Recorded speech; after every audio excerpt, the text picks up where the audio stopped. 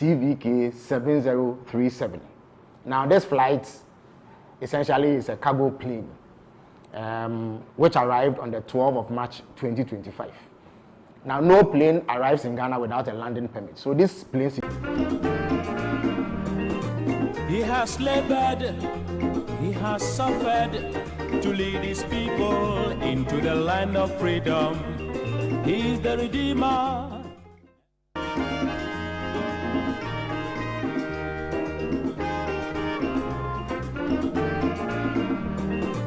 He has labored, he has suffered to lead his people into the land of freedom.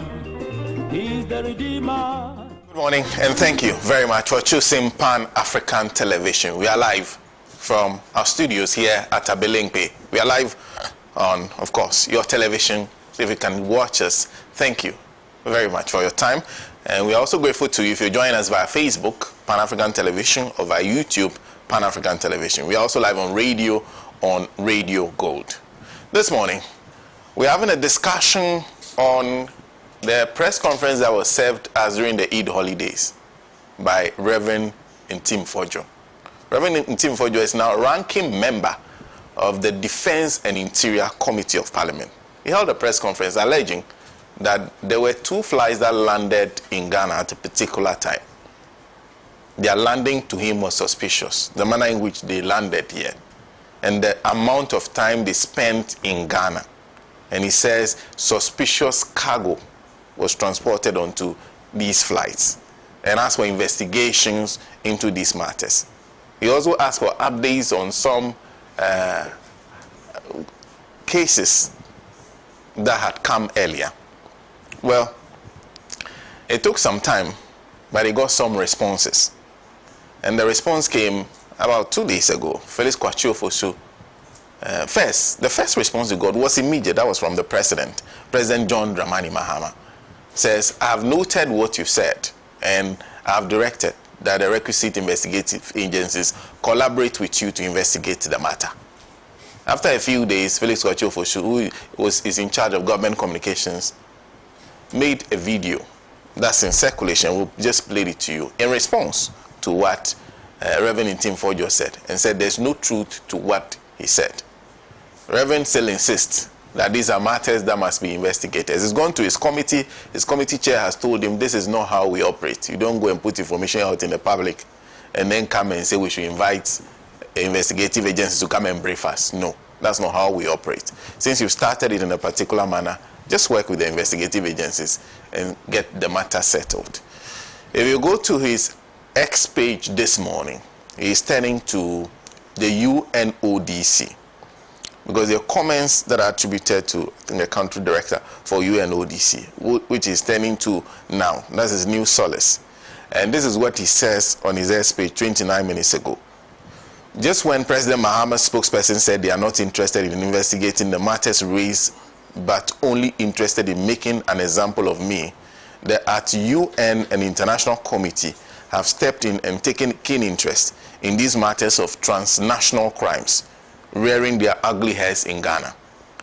NDC can downplay the concerns of the minority caucus and shield cocaine cartels and money launderers, but the international community takes such matters seriously. Now, I'll read to you the specific quotes which is referring to, and it's by Kojo Atiso. Kojo Atiso is regional advisor for anti-money laundering, counter-financing of terrorism and anti-corruption at the United Nations Office on Drugs and Crimes. Kojo Atiso said this to Joy News. He says, any allegation of such a case should be properly investigated and prosecuted. And then we do believe also in the work of law enforcement and the judiciary. At this stage, we can just support and hope that they will come up with concrete results. But since it's in the investigative stage, we cannot say much, but we are just following the case. Now, there's clarity that the matter is still being investigated. Anyway, we'll talk about that in our very first discussion. And then we'll turn to the missing containers and the matter of ECG. I'm sure we've been following actively. Yes, the containers that we are still looking for, over 1,000 containers. And then we'll talk about Donald Trump. Donald Trump every country that he's seen, including places that they said only that are habitats for penguins, have all had tariffs imposed on them. We have 10%. We are discussing the implications of that on not international trade and many other implications. We'll spend time and have that discussion on the show today. And joining me in the studio for those discussions this morning, Comrade Kwesi Pratt Jr., who is General Secretary of the Socialist Movement of Ghana. Joining us this morning, Alhaji Fuseni is a founding co-host of the Alhaji and Alhaji show. Always wonderful to see him. Alhaji, good morning. Thank you very much. Yes. And Alhaji Nusa Fuseni is former member of Parliament for Tamale Central. He's also held many ministerial positions, including also, one of them, the chief. Because I did not mention him by his title, so I decided to just stick like to that's his like political. Who's also a chief. Madam Sabo Abdurrahman is Communications Director of the MPP in the Greater Accra region. Good morning. Good morning, Sena. Well, so let's start off, and let's start from Reverend Tim Fojo. And I'll start with Alhaji Fuseni. He spent some time with him in Parliament. Alhaji. Let me say once more a good morning to your good self, to my brother Sabo. I encountered him yesterday. My chief. I salute my chief. And then my comrade and evergreen Kwesi Pratt. I want to say a good morning to our viewers and the technical people who make this program possible, and to say that Alhaji continues to remain the most widely patronized talk show, and I am grateful to all of you, the likes of you who continue to give life and every Saturday to reach out to so many people across the world.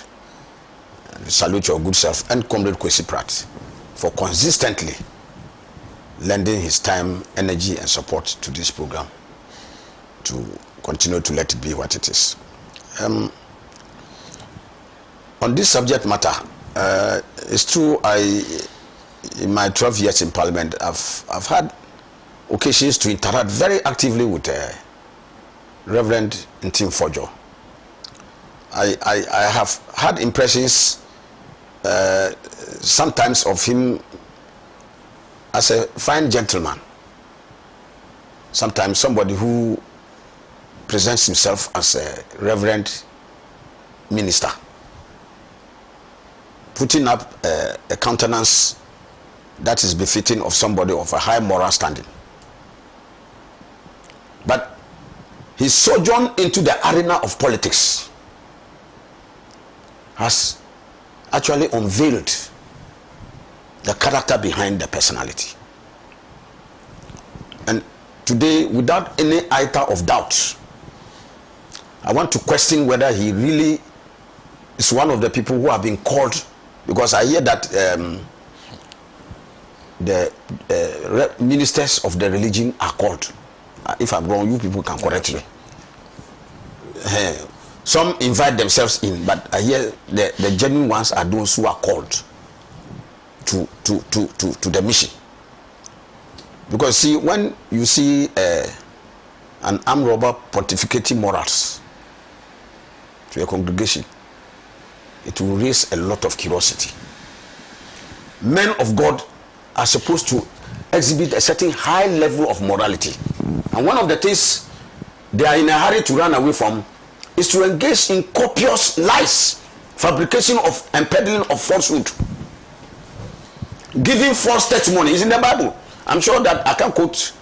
I wish you could extend a hand or somebody could extend it. You can quote many where it says, "Thou shalt not bear false witness." A lie. It's in the Bible. In Islam, we have similar distance where you are admonished to run away from deceit, falsehood. And you have a reverend minister of his caliber bearing false witness and making claims that are so absurd that even it doesn't even take a very seasoned expert to decipher what he's saying that is false. Today, after making that claim, he himself, when he was confronted, admitted that what he said was based largely on mere rumors, innuendos, and conjecture. He himself, he has come to say that when he was being asked to appear before the security agencies to give evidence in respect of what he has said. Because let's not lose that fact that what he's saying is a very, very serious matter that can dent the image and reputation of not just the Mahama government, but Ghana as an entity. That Ghana is a hub for the transit and use of narcotic drugs, inclusive of that cocaine and other drugs. That is what he's saying. And that we have just recently, if you listen to part of the statement, that we have recently become a destination. My God.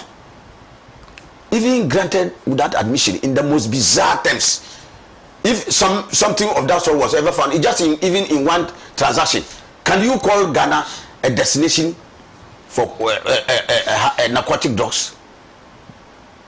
Just by reference to even just one point, assuming without admitting that, which if a case has been proven that is totally false. So that for me is the beginning of the issue. That his moral standing and if he was motivated by a calling, would have even told him that if anybody was going to use him politically as a front to peddle and to fabricate and peddle those kinds of falsehoods, he would have been the first to even counsel that person that, look, I'm a man of God, I wouldn't endeavor to enter into where you are sending me. But you see what has happened now? The MPP is simply finding it extremely difficult to come to terms with the massive defeat they suffered, which was inflicted by the good people of this country on December 7th, 2024. They are finding it very difficult to come to terms. So one of the areas in which they think they can make a comeback, they can stage a comeback, is to endeavor to fabricate and peddle falsehood with the intent to denigrate and dehumanize the government of President John Dramani Mahama, so that in that they can lay a claim to a better alternative, and therefore a plea to Ghanaians that they should be given another chance to come back. That is a strategy. So there is a policy of grandstanding by the MPP, a policy of outright lies. So if you see that they have even a media outlets that chest out falsehood, and so if you are on social media, you see that a lot of times those handling communications for government have to come out quickly to label a lot of the disease as false news.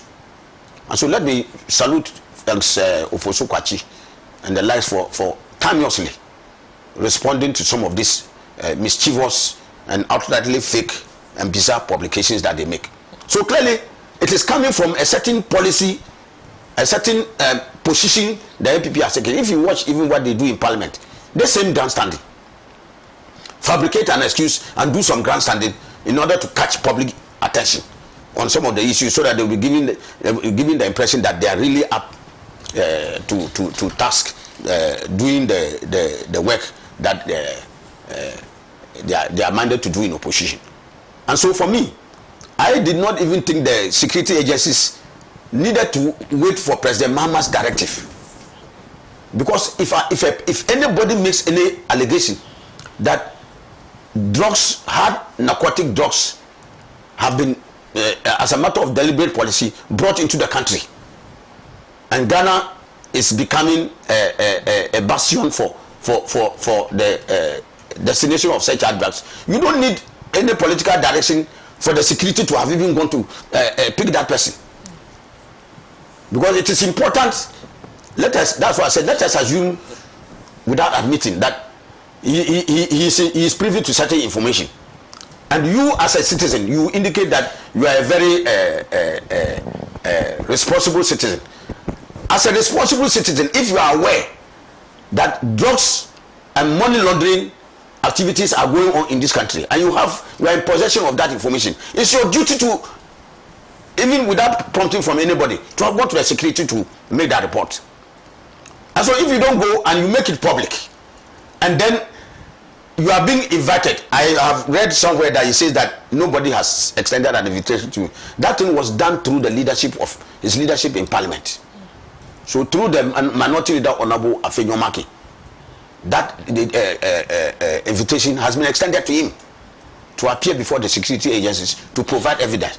So why would you be reluctant to provide information in your custody that will lead to dealing with the problem? Because you yourself have indicated that it's a menace. You don't want it to go on. So if you don't want the menace to go on, and the security are interested in collaborating with you to abate that nuisance, why are you now running away from appearing before the security to make that information available? Why? I've heard him try to hide behind the this thing of a committee. My chief is here. He has been in parliament longer.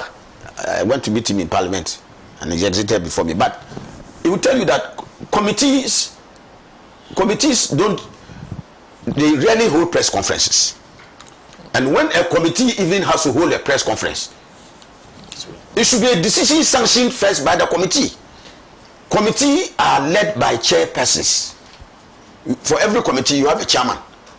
And so for such a decision to be taken, even to hold a press conference, to make certain information at the level of the committee available to the public, it has to be sanctioned by the committee. He is a ranking member, he is not a chairman. Who gave him the authority from that committee to come out and make that pronouncement? Assuming without admitting that it is actually the committee that he was speaking for. So it's a ruse. And so he's just trying to hide behind the committee to shield himself from public anger and criticism that is coming at him. Now that he has been badly exposed as a liar and somebody who is intended to do some political mischief. Because we don't have any iota of evidence that the committee chairman, I think, and this is a committee on interior and defense, yes. And I know that it's Honorable James Agalga, yes, who is the chairman of that committee. James Agalga, to the best of my knowledge, I speak with him regularly. James Agalga has not, he doesn't even know that this man had even got to speak to me and to use the committee's name. Not at all. Honorable James Agalga knows nothing about what he has done. So he has neither consented nor sanctioned any statement being made on behalf of the committee by Honorable Ntim Fodjo. None. So you see that he's even entangling himself in more falsehood and more lies. But I think that will not save him. Sena, I've always said that, you see, a word is like a bullet. When you release it, you can't call it back. So as a public figure, an important public figure, before you enter into any discourse, before you utter some words, you must be extremely careful about what you want to say. Because once you release that word, it is very difficult. You have to struggle to be able to either renounce or recant whatever you have said. And so I think that the security agencies must not play with this matter. I have already said that I didn't think that they had to wait for His Excellency President Mahama to give any direction regarding how they should act on this matter. It is within their purview. And they were so clothed with the requisite level of authority to deal with in this case, a miscreant. Already fabricating and peddling false information with the intent to cause a scare and panic, fear and panic in the society. It's a criminal act. So what he sought to do was to create exactly that effect. That this thing, and we are clear in the explanation given by the Minister for Government Communications, Honorable Ufoso Kwachi. He brought the issues out very clearly about the two aircraft. One, a cargo aircraft, and another a medevac aircraft. All of which at various points in their operations developed some technical problems and had to undergo maintenance in Ghana here. So the issues were clear. It had absolutely nothing to do with even drugs, because then before a plane even lands, it must have authority, clearance from civil aviation. And when it does land and give it clearance and it lands, you have all manner of security people who go to patronize that aircraft. You have national security, civil aviation, NIB, all the other security related institutions would have a go at that aircraft to determine that it is not violating the laws of the country. And in these particular instances, such things actually happened. And not an atom of anything of narcotic substance was found on those aircrafts. So where did he get that information? And so if he is more clever or has more expertise to gather that information, this is the time for Honorable Ntimfojio to do the honorable thing, to make a full disclosure to the security agencies of the information that is available to him, so that this country can be better served, so that our image and integrity as a decent people, as a decent nation, as a nation that is not complicit in international drug trade is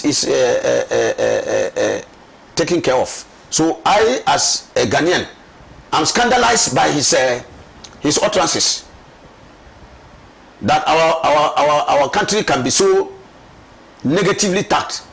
And this is when they happen in the eyes of the international community. They have widespread implications. Sena, tomorrow you'll be traveling to another country and they say a Ghanaian. They say, is that where the dogs are? So everybody will be passing and they'll say, Master, you wait here. You have not committed any crime, but the fact that they say you are a Ghanaian, you come under a cloud of suspicion that you may be dealing drugs because of statements like this that is made by somebody in a responsible position such as a member of parliament. So this is not a matter to trifle with. It's a very serious matter that I think that we should not play partisan politics with it. Like I said, I've heard that invitation has been extended to him to appear before the security agencies through the minority leader Honorable Afenyo Makin.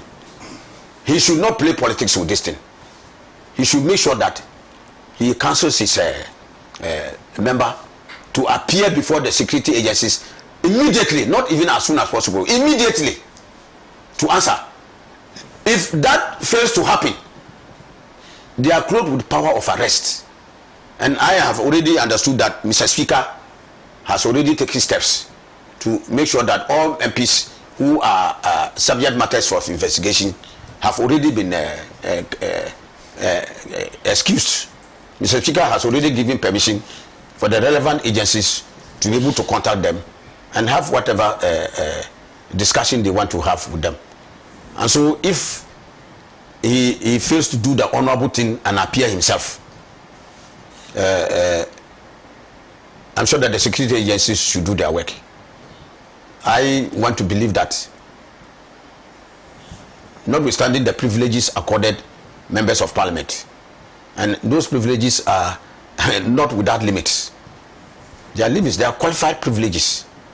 And so if you abuse those privileges, they can temporarily be suspended and action taken out. So this Reverend Ntimfojio has engaged in a serious breach, abuse of privilege. And once you abuse that privilege, you are not entitled to enjoy the same, having subjected them to that kind of debasement.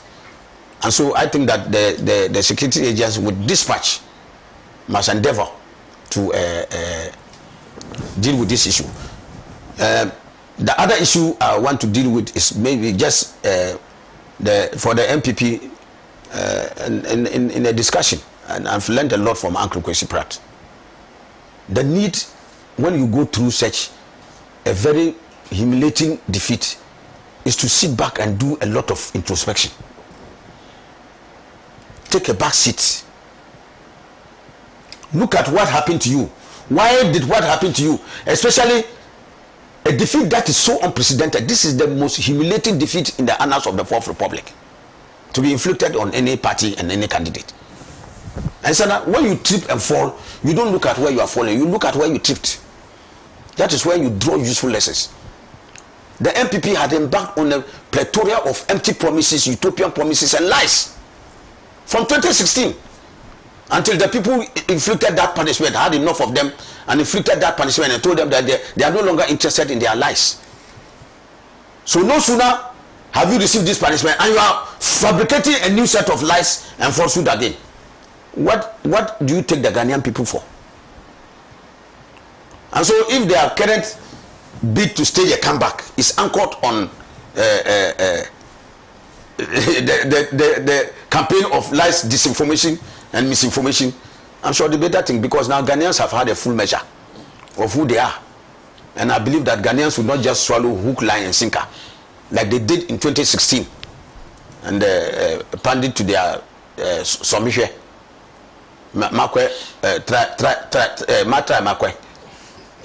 Politics they did in 2016 when Nana Akufo-Addo said try me and see.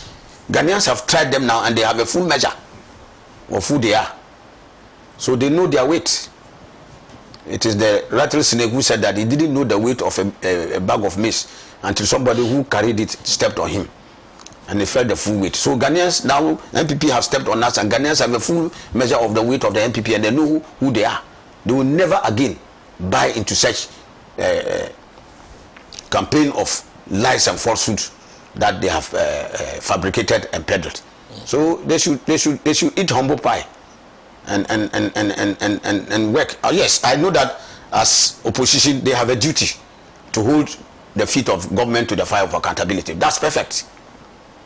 That accountability by no means confers on you an unfettered right to go on a spree of fabricating evidence and presenting them as if they are facts, just so as to tarnish the image and reputation of a government in the hope that Ghanaians can give you a chance to come back. They will never come back. They are like a dry fish, a fish that has been caught from the river, smoked and is in the shell for sale. The dry fish is far away from coming back to the river. Alhaji, thank you. Thank you very much. If you just join us, this is the Mother World Talk Shows, Alhaji and Alhaji. Of course, we are live on Pan-African television.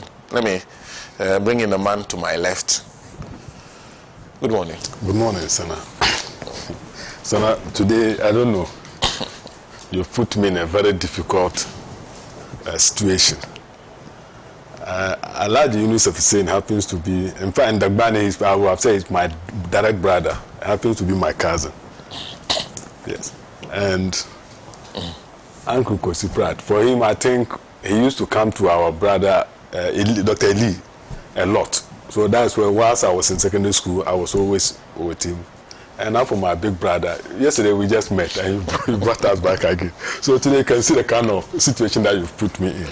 But I'll do my best not to slip. Let me take the opportunity to say a very good morning to our cherished viewers. Good morning to my elder brother, Uncle Kosiprat, and Alhaji ABF Sena, my brother, yourself and the crew.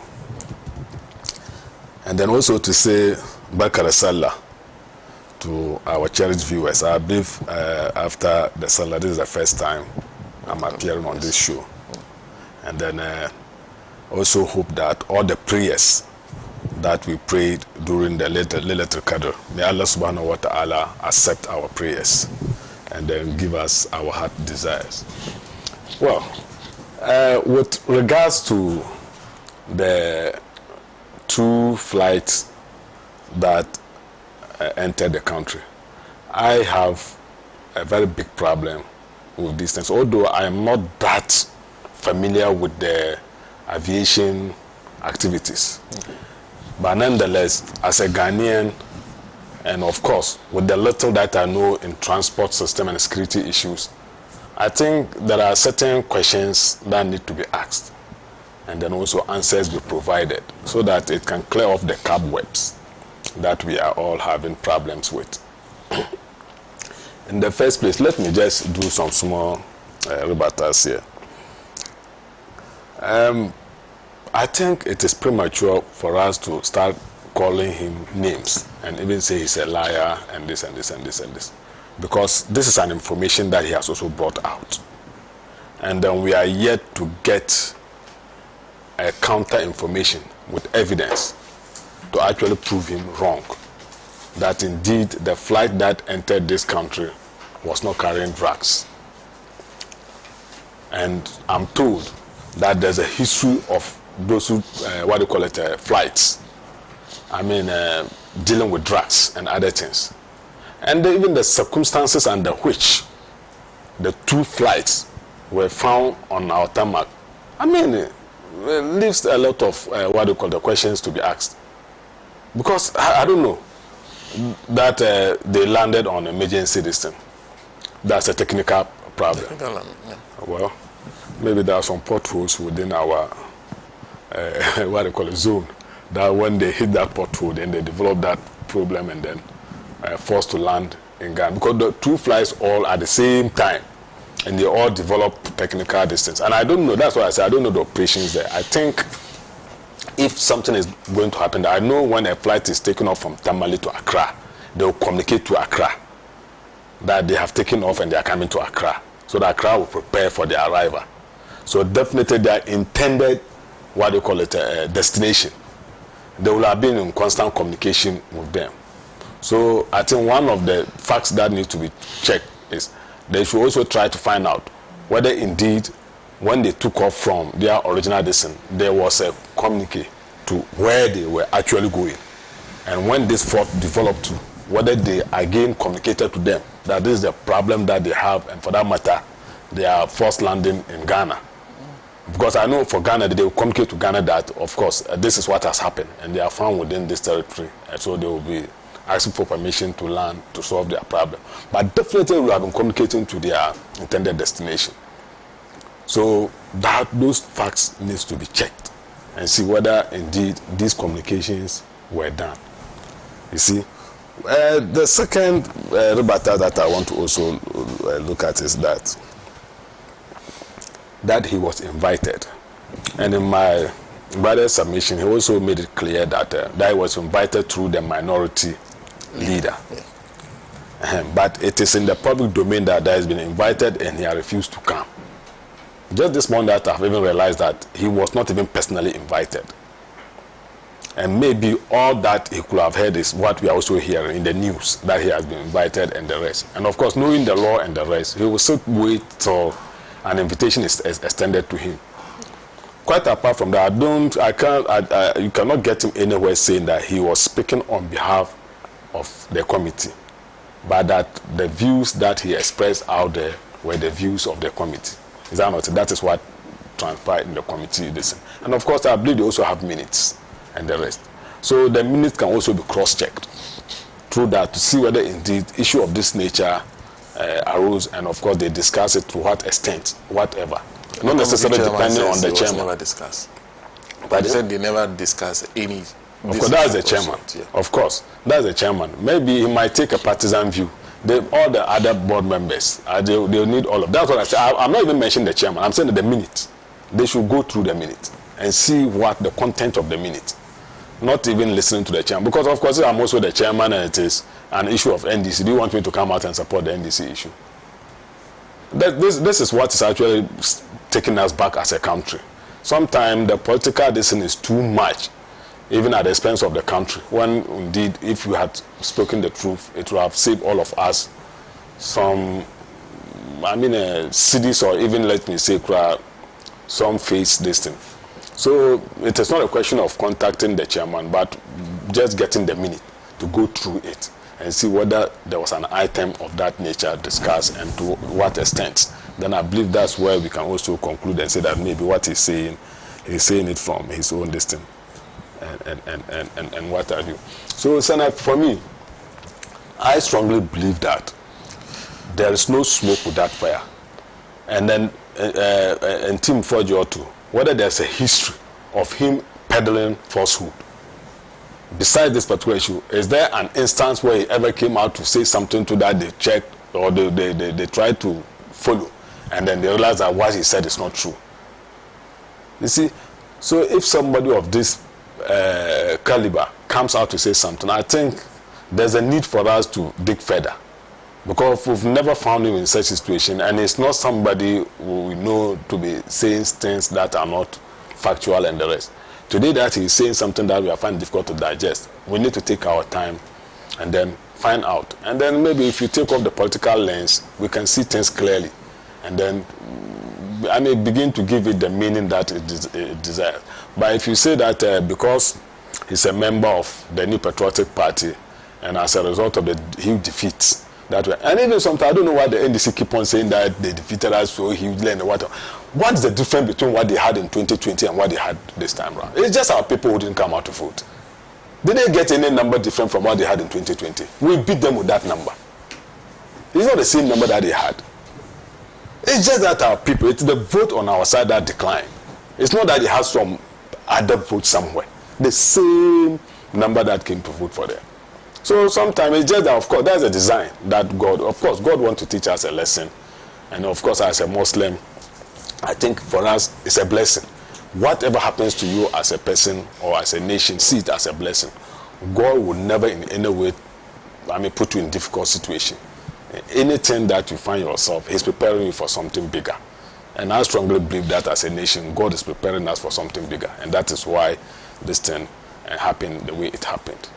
And I think, it's long overdue.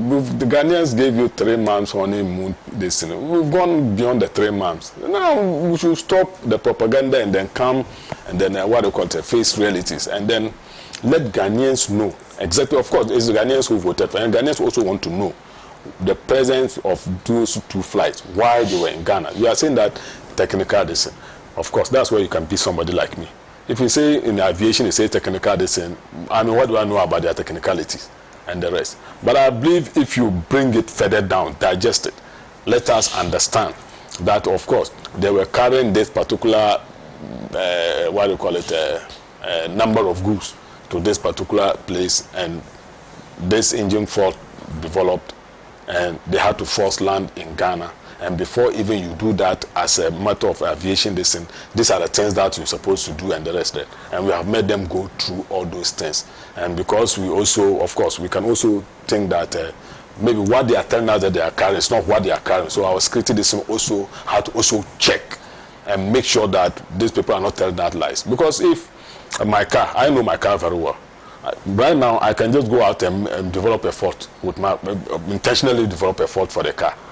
And tell my car cannot spark again, so I'm leaving it here. Meanwhile, I know what I'm about, what I want to do, what I intend doing, and the rest. So I think we should not just say because this is what they said, and for that matter, they showed us and it is true, we left it that way. The BNI that are at the airport, the national security that who are there, the police officer, and of course, they are there for a purpose. Did they also discharge their duty to make sure that this particular aircraft did not bring anything into the country? And I don't think we should be that harsh on people who try to also come out with certain information of this nature. The most important thing was to try to dig further, to see the truth in it, and then also come publicly to let the general public know what he said vis-a-vis what is actually on the ground, or the facts. But as what Philosopher Kwachi came to say, to be frank, I was sitting here when it was played. I think he could not convince me. There was nothing to indicate that what he's saying has actually, exposed, or for lack of better words, overshadowed what the member of parliament said earlier on. Because if you say that what he's saying is untrue, and then the flight was actually on its way to a different destination, and they developed a fault, and then they had to land, and these were the things that we were carrying. And even the containers that you showed, we didn't see the content of the containers. Can cocaine be put in those containers? Haven't we seen people put cocaine in yam and other things? What about a jerry can? By that point, there's a simple cargo for them.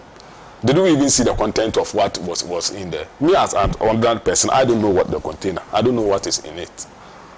So if you tell me that these were the things that we were carrying by just showing us the containers and other things, I think you didn't do us a listen. Quite apart from that, this allegation has come up, and then you show us an earlier video that was taken when they landed, and what have you. Of course, if it's a syndicated something of that sort, of course it will be the same people who collaborate to bring those things just to outsmart us and other things. So let an independent listen try to also trace that particular trial, like I said, and also find out whether indeed they communicated to their intended destination.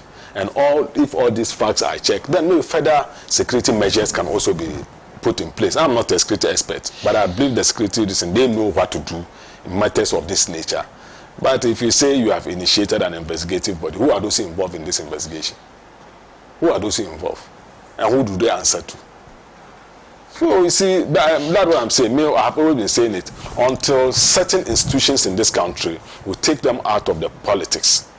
Because this morning when I was just sitting here, I was hearing like there's an issue of the GBC boss. So I was like, I thought these are states, this and that has nothing to do with our politics. That maybe they should have their own design as to how things are run. But if there's a change of government, all these people are going to be changing other things. And that is why GBC is where it is. This man comes 8 years or 4 years, he's gone. Another one comes 8 years, 4 years, he's gone. Whatever program that he was developing and the rest, it means that when the other person can discard and also come up with his own programs and other things, and we'll be found where we are. So I believe as a nation, once matters of this nature happens, we should sometimes try to take away our political lens, then try to look at the matter as it is, and then try to see the danger or the harm or the effect it will have on us as a nation, and see how best we can resolve the issue. Because today, whether I like it or not, President Dramani Mahama is the president of this country, and whatever decision that he takes affects me too. So if I do not give him that space, that comfort, to be able to take a decision that will all benefit from it, and then he ends up taking decisions that will bring hardship and whatever, it will not exclude me. And even if I'm able to escape it, I have brothers, I have sisters, I have cousins, I have relatives and friends. It will affect most of these people. So to me, the craft, especially the other one too, that is an ambulance. And so now, we've seen in Ghana here, ambulances carrying foodstuffs. They've stopped them on the way, and then they've been able to track them. They are carrying things that are not supposed to be. We know ambulances are supposed to carry sick persons or people in emergency situations, and that. But in Ghana here on our roads, they've stopped ambulances and it's cassava that it is in it. Meanwhile, it is with the syringe. They stop it cassava, full of cassava inside. So we know these things happen just to camouflage us and other things. So I don't think we should say because it is coming from a member of parliament from an opposition party, and for that matter what he's saying, we should rubbish it. About this, about these dollar containers that we heard of, gold container and what of some months back, was it some weeks back? What have you? I mean, what has become of it? All of a sudden, the whole thing is this. So does it mean that the dollars, were they real dollars, were they fake dollars? Those who behind, because they said, a particular Alhaji is behind it. And as you know, we are seated here, there are 3 Alhajis here. So which of the Alhajis? Yes, because I was going to say, to me, I believe, though I know security reasons sometimes, there are certain things they hide it for some time, for security reasons and the rest. But bad elements among us, we're supposed to know them. And so that we can avoid such people and also know how to deal with them and others. But if you say one Alhaji, because you are denting the whole Muslim Ummah in Ghana here, one Alhaji, which Alhaji? Doesn't mean that all Alhajis are involved in money laundering and drug peddling or whatever. And up to date, as we speak, those containers, Ghanaians up to date, we want to know what has happened to those dollars and the golds. Because they were saying gold, what about 20 containers full of gold, what containers? Oh, the news. So now we are in the media. I want to know. That one there, we are not trying to find out who brought the issue up and other things. And a member of parliament discharging his duties and trying to make sure that at least nothing bad enters into this country. I am so dismayed about this issue is that, unfortunately for me, my 2 elder brothers are here. Go today, if you go to Tamale and see what is happening to our brothers and sisters, our nephews and nieces, through these drug things and other things. I don't think any well-meaning Ghanaian should entertain anything about drugs in this country, regardless of whatever or whoever is involved. Because it is destroying the youth. I'm telling you. And the most dangerous part of it is that you might think that, oh, you are not involved, your child is not involved and the rest. But under the influence of the drug, the person will come and attack you. The person will come after you under the influence of that drug and what have you. And quite apart from that, these are future leaders that we are, drug is wasting and other things. And somebody has raised a matter of such concern that he's suspecting that the flights that landed in Ghana are carrying drugs and what have you, and you want him to be taken to the what they call the slaughterhouse. Quite apart from that, you yourself have not come out with any opposing facts to say that what he's saying is a lie. I mean, it is there for you to even play it back, or even they don't probably have listened to what they call it, Felix Ofosu Kwashi said. If I am lying, it is there for everybody to see. I mean, because he has not been able to unravel the whole matter for us to understand that, oh, then I think Honorable Tim Fojo didn't get it right. If he has said X, Y, Z, then what at all do you need again? But there are still so many cobwebs around the whole issue. So I think government should also do us a favor to come out clearly, to let us know exactly the presence of the two flights in this country, besides the technical hinges and other things. And like I said, and also let us know from the country that they took off and where they were going, and those countries to what is the addition about those things. Because I strongly believe that if an aircraft, because when they land, they normally service them. Is that not it? They check everything before even they take off. But at least there will have been an iota of something that, oh, there's something like this, but at least we can get to our destination before maybe something of that sort. But there was a leakage, oil leakage somewhere, sadly. And another something, I mean, I don't want to lie, but I think they mentioned leakage. And then they also mentioned some electrical something that happened all of a sudden. And then another one to know within the same time also came to land. The same problem, technical this, not weather, not any this, all of them technical. Because I'm not a technical person. When you say technical, I say, oh, after that one, they leave it to technical people. So let the technical people actually enter into this matter and tell us the kind of technical issues that these flights were having. I think that one will help us so that we can help President John Dramani Mahama to govern and govern well. But if we are going to say that if the view is coming from this side, it is bad. When the view is coming from this side, it is good. Then I don't think we'll move on as a nation. Thank you. Thank you. Thank you very much.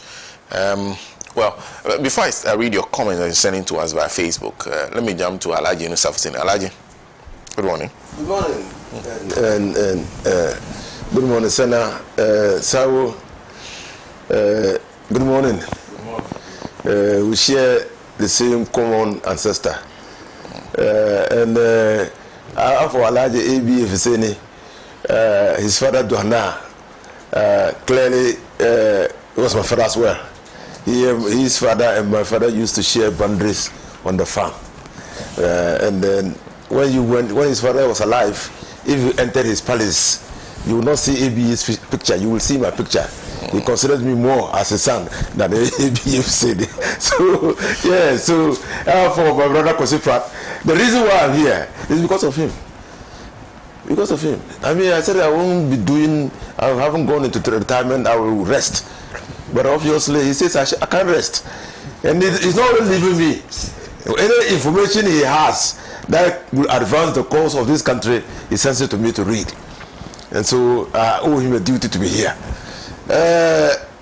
I'm here really on the basis of the topics that you have chosen. They're very important topics. And as a country, all of us must begin to appreciate that there's always a right way of doing things. No matter the justifications we can give for doing those things wrongly, but there's always a right way. And if you do the things the right way, no one is going to complain. No one is going to complain. When MPP was in power, and it would be foolhardy for anybody to think that we never got information about threats to this country as NDC.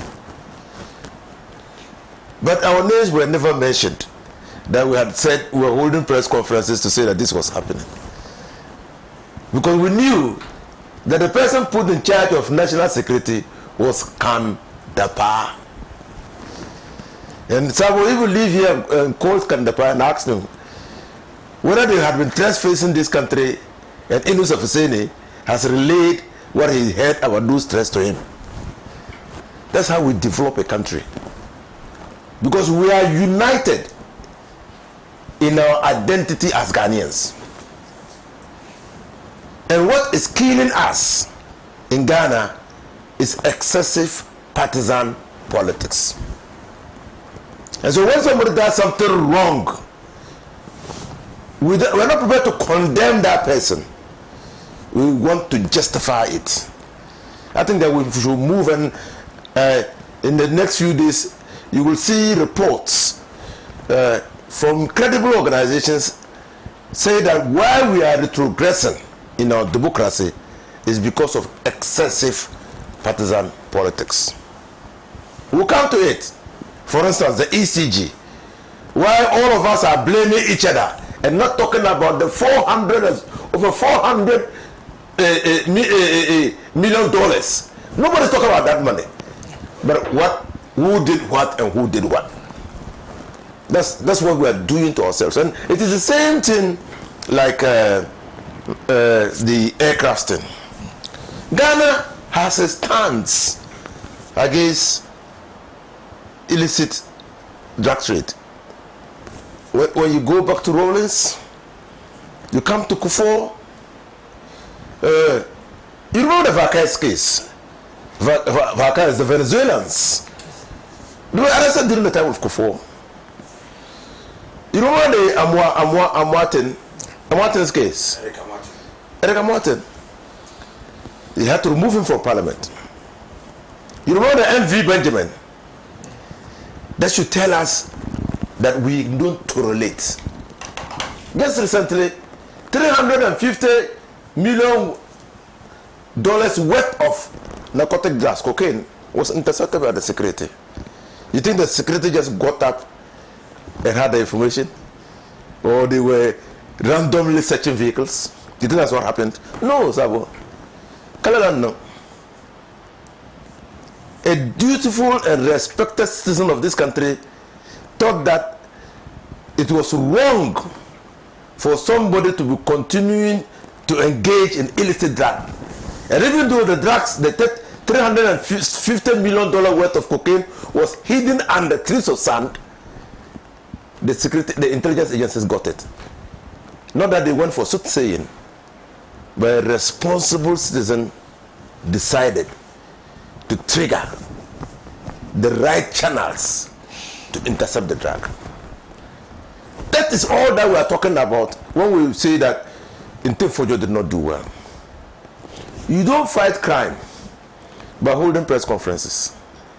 No one has ever succeeded in fighting crime by holding press conferences. And the cases I have cited, if you go back and talk to the intelligence people, they will tell you how they came by the information. And the people, in my view, who hold the highest responsibility of helping the state to combat illicit drugs are the members of parliament, because they represent the entire people of this country.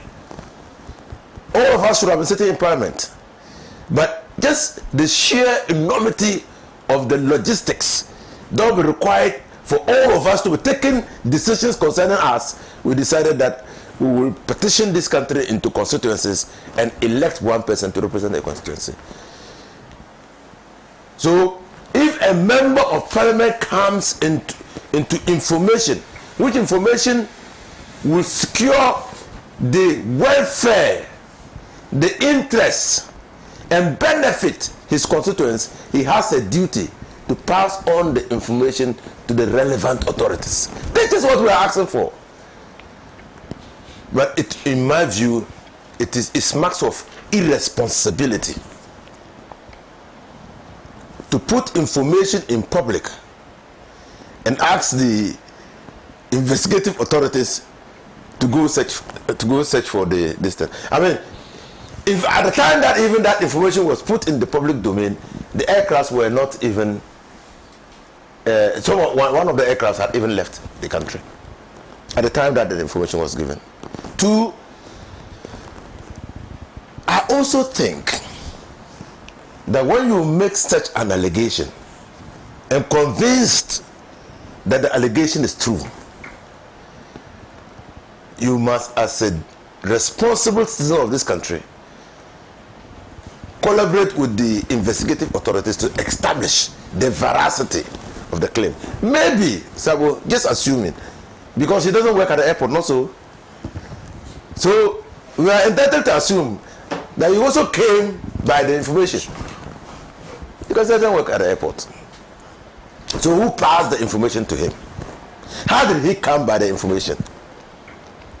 How did he assess the information? Was that person who gave him the information credible? All this we won't know. Me and you won't know. Was it a question of propaganda? That looks, there's these aircrafts that have come and they have landed in this country. They are there ostensibly for this purpose, but there could be more to it than meet the eye. The he rounds to town with there could be more to it than meet the eye. They starts conjecturing. They were here for other reasons other than changing. Is it what happened? I tell you, when we were in opposition, there's a famous investor in this country. His aircrafts brought in items. It was rumored all over the place that those items were guns. And people came to us with the information. But you ask yourself, if the aircraft brought in guns, was the person giving us the information thinking that all those working at the airport, including the security establishment, were all MPP? Are we entitled to believe that way? And that none of the security guys who were there intercepted it or gave this information? Are we entitled to believe that way? Because we have put premium on politics, partisan politics. And people are now rent seekers. The poverty levels in this country say that if you get the information and you don't sieve it, one of your uncles used to say, your brother, in fact, your brother, Mbeshane of Nyuhane, he used to say that information is like flour. When you receive it, the flour, you must sieve it. If you don't sieve it, the day you want to use it, you realize that it is not good for purpose. It's not fit for purpose. Jamel, you must sieve it. I believe that if in Tim Fojo, and he's a reverend, our father, he met me in Parliament. His first time in Parliament, I was in Parliament. Very gentle. At that time, he was learning the rudiments of parliamentary practice, and you could see that he was serious in wanting to know what Parliament was all about. I will crave his indulgence and the indulgence of all members of Parliament, particularly the new ones in Parliament. It is contempt of Parliament to hold a press conference not sanctioned by the Speaker, because that committee is the committee of the Speaker. It's a committee of a Speaker. The committee doesn't stand on its own. And the committee, when they want to take on a matter of national importance, that matter must first of all be brought onto the floor of the House, debated, and the Speaker will refer the matter to the committee. The committee cannot speak on the matter publicly until they return to the Speaker with their final report. So you cannot, by any stretch of imagination, be arrogating to yourselves the power to determine when to make information at the committee level available to the public. Even, you remember the removal of IGP. It was telecast live. But did you ever hear the report? Did you ever hear the report? No. But it was telecast live. But Parliament doesn't work that way. In fact, yesterday as I said, Comrade Pratt sent me one of the statements of Dr. Kwame Nkrumah. He said, freedom without laws is anarchy. That's what Nkrumah said. I speak of freedom. The freedom to say what you want, without laws constraining and regulating and guiding what you say, will lead us to anarchy. You know what happened in Rwanda? It was the freedom to say what you want that certain group of people were described as cockroaches. And what do you do with cockroaches? You exterminate them. That's what you do with cockroaches, not so. So, yes, we should have the freedom, but that freedom should be exercised within the ambit of the law. Even if a minority member of parliament, ranking member, and I have been chairman of the Constitutional, Legal and Parliamentary Affairs Committee at a point, and I have been ranking member of the same committee. My brother, at the same thing, he's been ranking member, he's been chairman.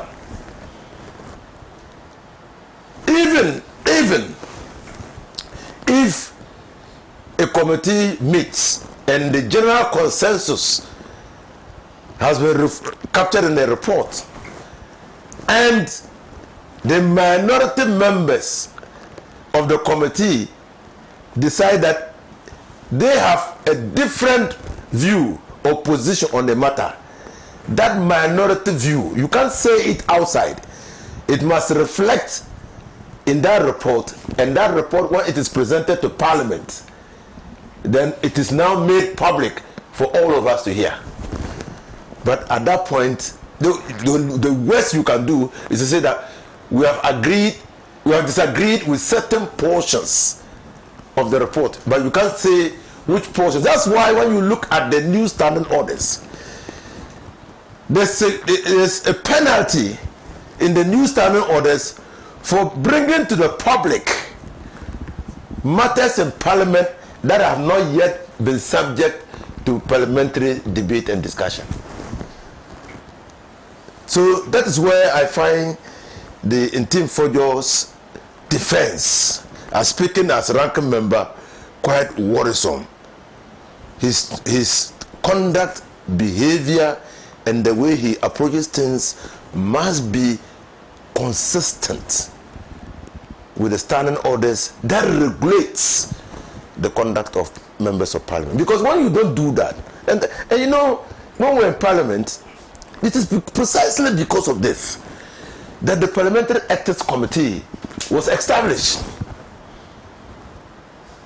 Somebody could come to parliament, just give on a lighter note, with a kind of dressing that you simply couldn't understand. And he's going to sit in parliament, and the TVs are going to do what? Capture. And you know what that does? When the TV captures that person and is inappropriately dressed, that lowers parliament in the estimation of right-thinking men. So at all times, the dignity of parliament must be protected. And that is why in these discussions, I've chosen to say that let's all agree that there are certain institutions of state that we have established for the purpose of bringing development to us. When we, by our actions, work to weaken those institutions, that the institutions will not deliver the promise of the Constitution, blessings of liberty. Now he's being invited. He's now running away. That because of what he has said, the blessings of liberty is now under threat. The blessings of equality of opportunity and the prosperity of the country. When the institutions are weak, they can't deliver it. And these are the democratic dividends. Yes, the defeat of the MPP has come to MPP as a shock. And Sabo, yes, in 2016, we also made these arguments. That if you looked at the 2016 results and took it to Volta region, you will see that MPP only got that number because Volta region people did not come out to vote. But the truth is that something must have happened to prevent your people from coming out to vote. What caused the apathy? Was it dissatisfaction with the way your government was ruling the country? After all, we don't have a civic duty. In fact, we have a civic responsibility, but not duty. In fact, in other places, the right to vote, voting is regulated by law. If you don't vote and you have no good reason for the reason why you have not voted, you go to jail. But here, you can choose to vote or not vote. So if your people have chosen not to vote, there should be something. And that is why your attention must be directed to. And not justifying why NDC cannot claim that they defeated because your people didn't come to vote. This is the argument we always say. And the received wisdom in the established democracies is that opposition don't win elections. Governing parties lose elections. So you lost election 2024. And when you lose elections, you must go back to the drawing board and do super reflection. Introspection, like ABF Sena, Tizador Piombla, ABF Sena has said, do introspection and take steps that will restore the confidence of the generality of Ghanaians in you so that you can come back. But if you don't do that and you continue on this path of recklessness, of irresponsible behavior, it will be difficult. Thank you. Thank you. Thank you very much. In fact, very interestingly, I think maybe a day after the president had issued the directive in response to the press conference, this is exactly what he said he was looking for. First, he says, I have provided enough information needed by the security agencies. All what they have to do is to inform the public about whether or not the two flights arrived in the country. And if it did, is it still in the country or not? Also, they should be able to tell us what the flight came with and what it left with. These are very simple questions that does not need any invitation. They need to provide the details, and if it requires more information, then we can have a conversation. So I guess those were the details that Felix Kwachofosu then provided to him. He says Felix is not credible enough to provide that information. He needs the investigative agencies to be the one who does that. Comrade Pratt. Well, I'm just trying to figure out where to start with. And it seems to me that it is important to emphasize the point that there's nothing, absolutely nothing, which legally or legitimately invalidates the results of the last elections. No matter what conjecture we come up with, the fact is the President John Dramani Mahama was legally and legitimately elected President of the Republic of Ghana. The fact is that he won with a margin which is unprecedented in the Fourth Republic. So this excuse of our members did not turn up, one region, that is on, is all completely irrelevant. The mandate of the people has been clearly, legitimately, and legally established. No questions about that. That's number one. Now, number two is just to emphasize the point that members of parliament have responsibilities which far outweigh the responsibility of ordinary citizens like me. By virtue of the fact that they serve as our representatives, they cannot pretend to be acting as individuals who can go out on a limb. And that whatever they do must be seen to be in the collective interest of the people they represent. That's a responsibility that members of parliament must carry. Otherwise, they lose the value of representation. So members of parliament cannot get up and do things on a whim and so on. At every time when they act, they must act in the interest of the collective. And this is a very important point to make. Now, thirdly, I'd like to point out to my brother and very dear friend, Sabu,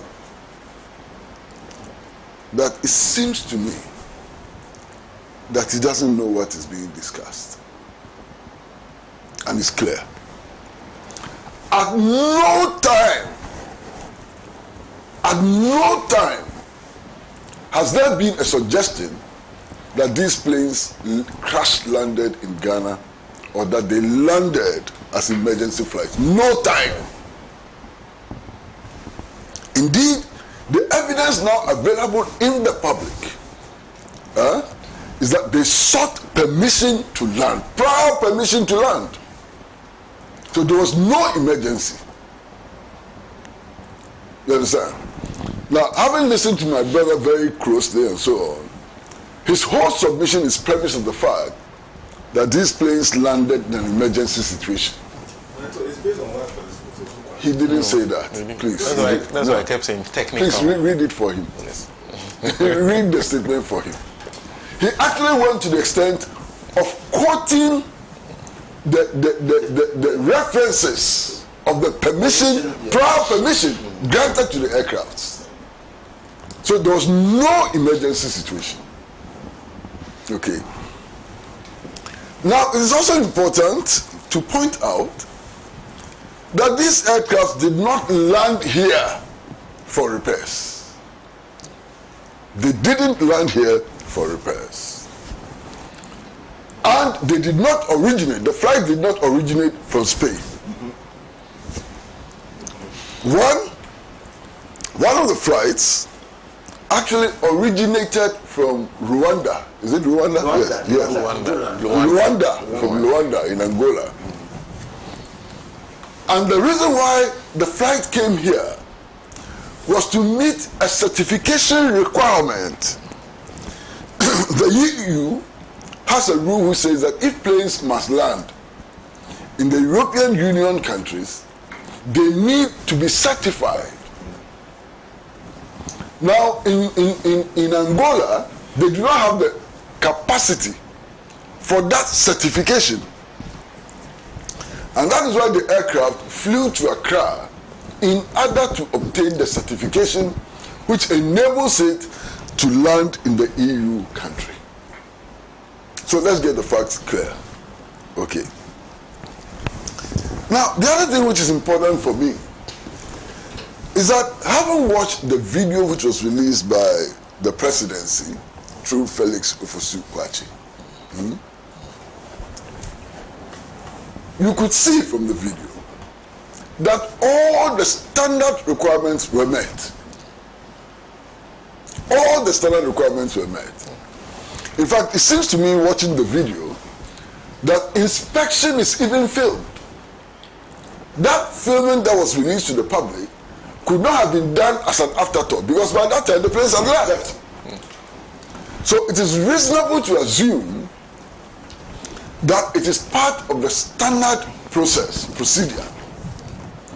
And indeed these days, if you travel abroad, you see that at the security checkpoints, if you want to check for narcotics and so on, there's a small swipe. They use to touch your bag and so on. And if there's any narcotic in it, it will show. I saw them use it on the aircrafts and the materials in the aircrafts. And I'm sure you all saw them. You understand? These aircrafts were so vigorously inspected. So vigorously inspected on camera. So all this needless speculation, I'm wondering where it's coming from. You have the facts and you say, no, I'm going to speculate. What's wrong with you, my brother? When the facts are not available, you can speculate. But when the facts are there staring in your face, you don't speculate.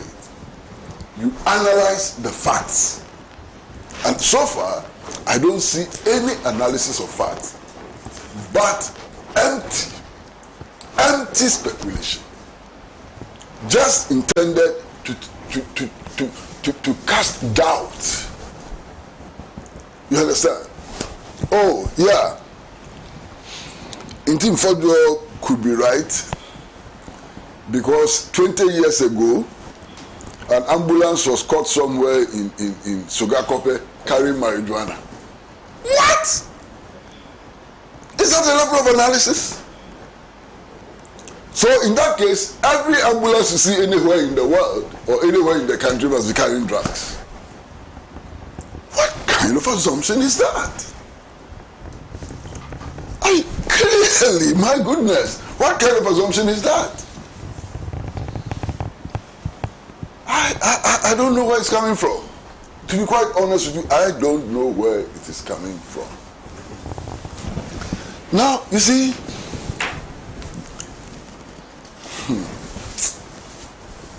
I listened to him for you. I've listened to him, I've read him over the period. And to be honest, I really pity him. Okay. Because at this press conference, he told us that he was speaking on behalf of the minority in Parliament. He was acting in the press conference, according to his own claims, as a spokesperson of the minority in Parliament. Then sometime later, that same person now is not speaking for the minority again, but is speaking for a committee of Parliament.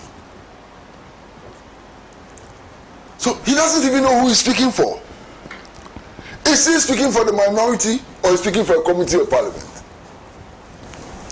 You cannot interchange the two positions. You are either speaking for a committee in Parliament, which includes all the political parties represented in Parliament, or you are speaking for the minority in Parliament, which is the minority. Finish. You can't conflict the two. So he must be clear in his mind whether he's speaking as a minority spokesperson or he's speaking for Parliament. Now that lack of clarity itself raises many important questions. Now we do know that his claim that he was speaking for a parliamentary committee is at least doubtful. Okay? Because the chairperson of the committee has said he did not speak for us. He did not have our mandate. Raising substantial doubts about that claim. Now, there's something else which is important.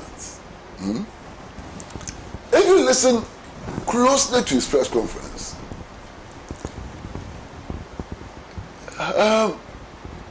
it was very confusing. At a certain point, he was saying that, look, this is the information that we have had, and that we would like the matter to be investigated. That's one breath. At another point, he actually emphatically makes the claim that Ghana has become a hub for money laundering and drug trafficking. Yeah, suddenly become a hub. How do you reconcile these two positions?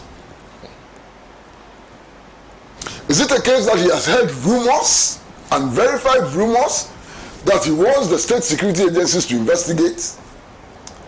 Or that now he has evidence to show that within this short period of 3 to 4 months, Ghana has become a hub for money laundering and drug trafficking? There needs to be some reconciliation, because it doesn't make sense that there's a gap which needs to be filled. And then Sena, there is something which is called logical acrobatics. Okay? This morning, this man Honorable Intim Fodro, on his X page, is claiming that international agencies appear to vindicate his stand. And so, what is the evidence? And Sena, if anybody is in doubt, please read it for them to understand. I mean, when they are in doubt, I don't think they are in doubt yet. When they get into doubt, read it for them. There's a Ghanaian working for an international agency. And he says that the allegations made by him in Team Fodro are serious allegations which require or need to be investigated in order to establish the fact. How is this a vindication? Tell me how this is a vindication. How is this a vindication? And this is used as a vindication. It says international agencies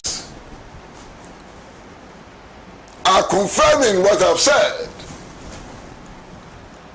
I mean, what is this? What is this acrobatics? What is this gymnastics? What is it intended to achieve? You see, it doesn't end there. If you listen to public commentary on the matter, you get the impression that President John Dramani Mahama has ordered the arrest of Intim Fodro because of what he has said. No such order has been given. Read President Mahama's tweet very carefully. He says, look, these are serious allegations. We are concerned about these serious allegations. We want to establish the full facts so that we can deal with the matter on an empirical basis. And therefore, I'm asking the security agencies to collaborate. The essential word is collaborate with Intim Fodro in order to establish the facts. So indeed, he's not in the category of an arrested person. He's a collaborator. He's part of the investigators. You understand what I'm saying? He is not to be arrested to prove his case. He says, come and help us, work with us to unravel the facts. He's not being arrested. I hope you get the difference. It says collaborate. So he's on the same pedestal as the security services in the effort to establish the facts. Okay? The man who in his first press conference is calling for investigations to establish the facts now turns around and says there's no need for investigations. You read his tweet. He says there's no need for investigations. But he called for the investigations in the first place. So what is this rigmarole? I don't understand it. Why these twists and turns and so on? And you see, my brother, look, I want to believe that every Ghanaian engaged in public commentary, public discussion, is doing so out of a need to contribute to developing a better understanding of our circumstances. Every, including my brother Sabo, including Intim Fodro, and so on. And I want to hold this belief until I am proven wrong. You understand?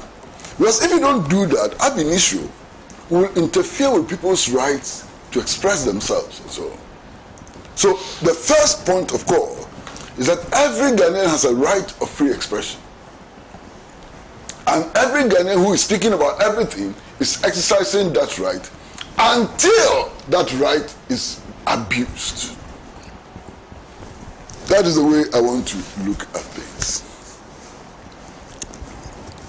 In this particular case, it seems to me that the right of free expression is being so blatantly abused in order to serve partisan political interests. Partisan political interests which stands in conflict with national interests. And I am very deeply worried about that. Look, all of us, especially members of parliament, must know that there are consequences for countries when they are classified as narco countries, as countries engaged in drug trafficking and money laundering. There are severe sanctions and so on. So if you go out there without a shred of evidence to go and make such allegations, what you're actually trying to do is that you are calling for the imposition of sanctions on the country. That's what you are doing. You are saying that our struggle as a people to sanitize the national economy and so on should be further jeopardized by the imposition of sanctions. Mind you, as we speak here, mind you, cocoa, supposed to be the main driver of the Ghanaian economy, is in deep, deep crisis. And sometimes when I sit back, I am amazed, at the courage of somebody like Dr. Randy Abbey. He must be a very courageous person. I said that yesterday. No, Randy must have some courage. Yes. I mean, to decide at this stage to go and carry the burden of cocoa board, Yeah. you need a lot of courage to do that. First of all, production has declined by about 60%. Yeah. Okay? Not just that.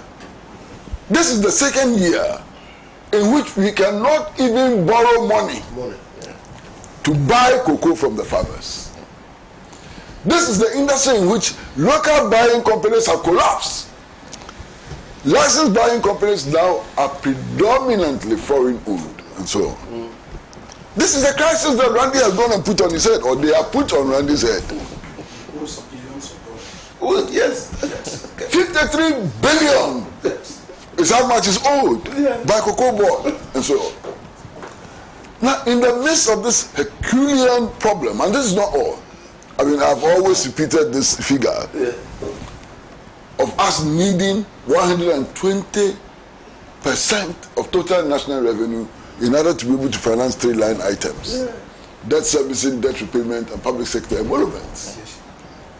So in the face of this humongous crisis that has been bequeathed to us as a people, and especially to the Mahama administration,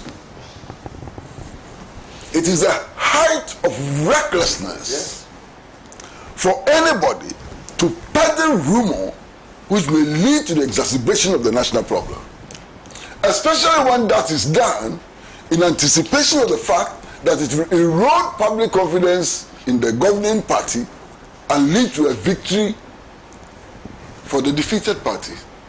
It becomes the height of recklessness, absolute recklessness. That is what it becomes. And I'm very deeply worried by this situation. Now, in front of me is this newspaper, the publisher. Okay? And the headline says, Kwachi Ofosu lied. No agency has invited me in Team Folio. This is the lie he's complaining about.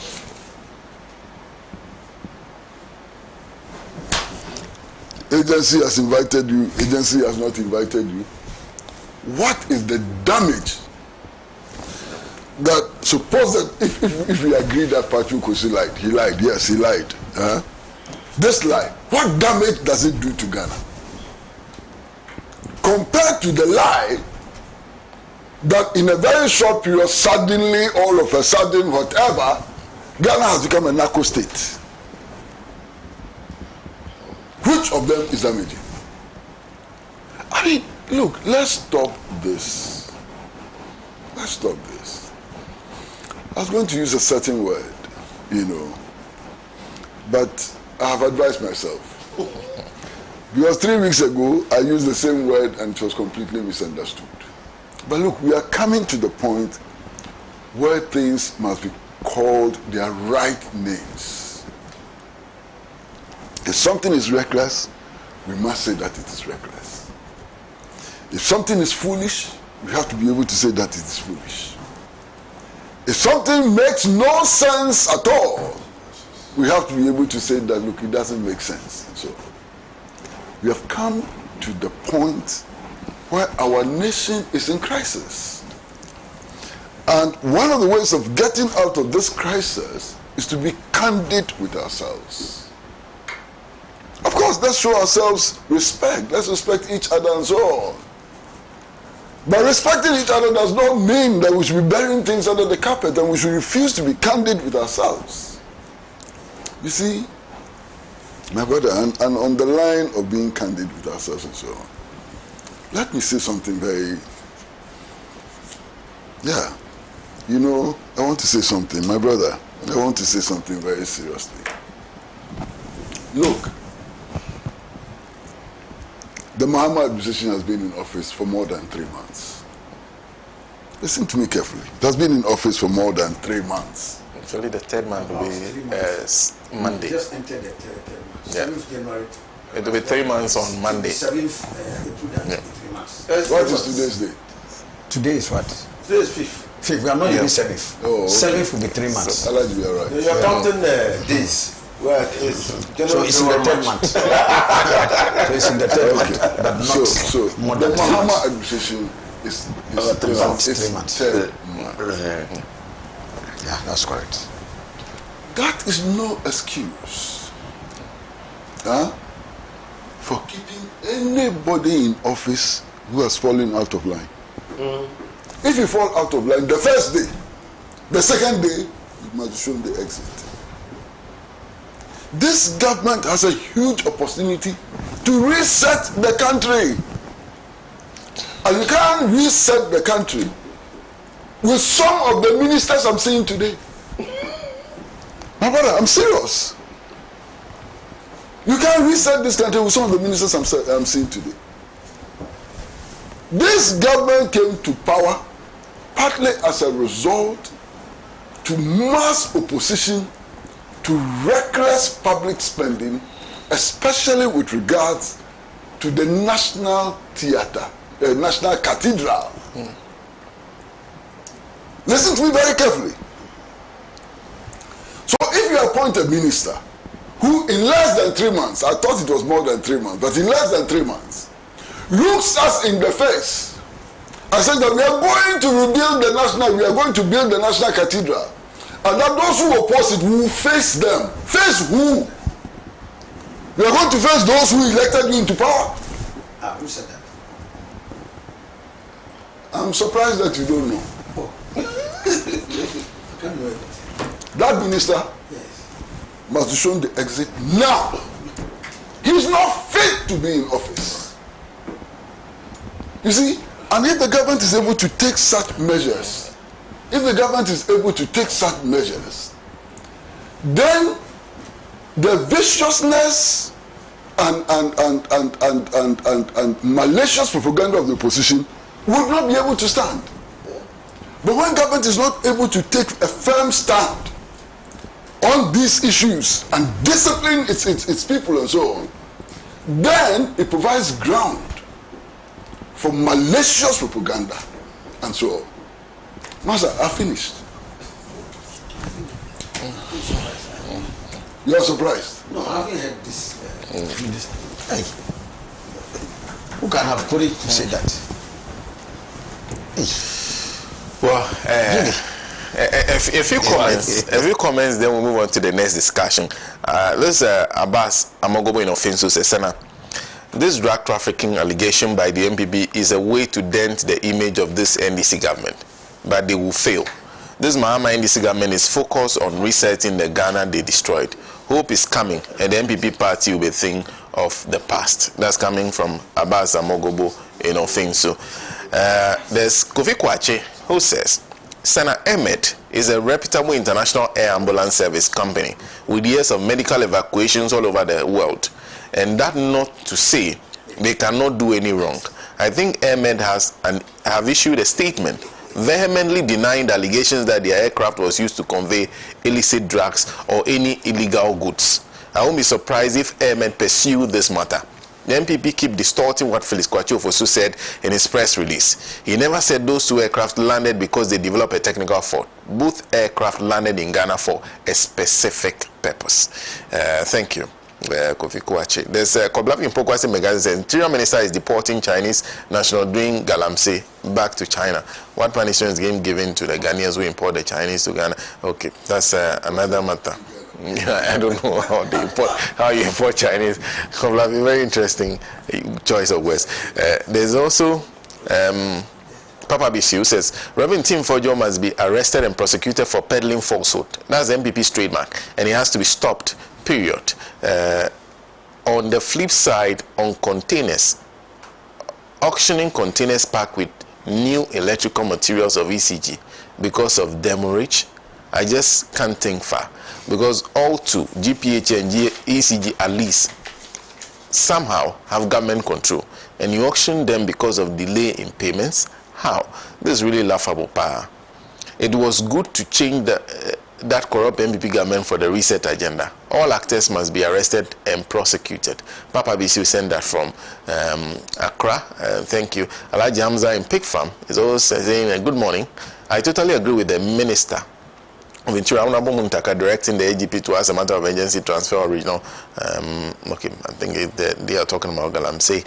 We're not having a discussion on that. Jesse Jonas says, I'm also much interested in the sub-payment of containers full of choppable US dollars and gold. The question is what has happened to it, and were they able to arrest the said Alhaji who have run, according to the national security? We want an update on the matter. Jonas, thank you. There's Morgan Freeman who says, good morning. Please help me wish Michael Nia Boyanan a happy birthday. Wishing him long life and prosperity. I didn't know it was a birthday message anyway. Since I opened it, I just decided to read it on. Happy birthday to Nia Boyanan. Hadi in Pig Fan says, good morning. Lying, they say, can only get you a very beautiful wife, but will not keep it. As for Reverend Tim Fojo, I doubt if he's really a reverend, because I wonder what exactly he preaches to his congregation on Sundays. You made a baseless allegation. You are being invited to show proof of your so-called intelligence, and you are running away. This so-called reverend is a disgrace to all men of God. No amount of lies by Tim Fojo and his super incompetent and substandard party will bring down the government of His Excellency, the humble and hardworking gentleman called JDM. How can Sabo see what is inside the aircraft when he and his party people are looking in the wrong direction? That's coming from Hadi, who sent that from Pig Farm. And Musa Batu says, sincerely, when Reverend Tim Fojo made serious allegations about the Ahmed and cocaine, I honestly thought he had concrete evidence. I thought we were going to see an Okujeto Ablakwa style of releasing information and details. But after listening to him, I'm left a bit confused. He was asked severally by the host if he had evidence and when he was going to release him. But from his answers, nothing there. I have no option that conclude that Reverend John Tim Fojo has a specialty in making outrageous and unsubstantiated and reckless statements which no need to waste time on. So those are some of the comments you're sending to us on the discussion, the very first discussion we're having. If you just join us, the mother of all talk shows, Alhaji and Alhaji, live on Pan-African Television, live on the Facebook, on the social media handles of Pan-African Television. We are live on YouTube, Pan-African Television, Facebook, Pan-African Television. If you're using any of the two handles, do share a comment or two on the discussion we are having. I'll read it as we go along in the show. And of course, we are also live on Radio Gold 90.5 FM. I'll go through some of the other networks we are on across Ghana. But we have to move on to the discussion of the missing containers. This time around, I'll start with Alhaji Enusa Fusini on this. I just wanted to well, when it gets to your turn, you can. Okay. You are going to a different topic. Okay. I think it's fair. I have a small point. the inspection that we said were done on the aircraft. And to me, it could have been premeditated because they knew what they were doing. Yes. I mean, this could have been something that was premeditated. That, of course, maybe this can blow up. And when an issue comes, then these are some of the ways that we can also use. to make the general public believe that Are you yes, we speculating did. or you are speaking? No, of course. I am trying to give oxygen to what Anti-Imperialist. You are speculating. You are not providing facts. No. Listen. No.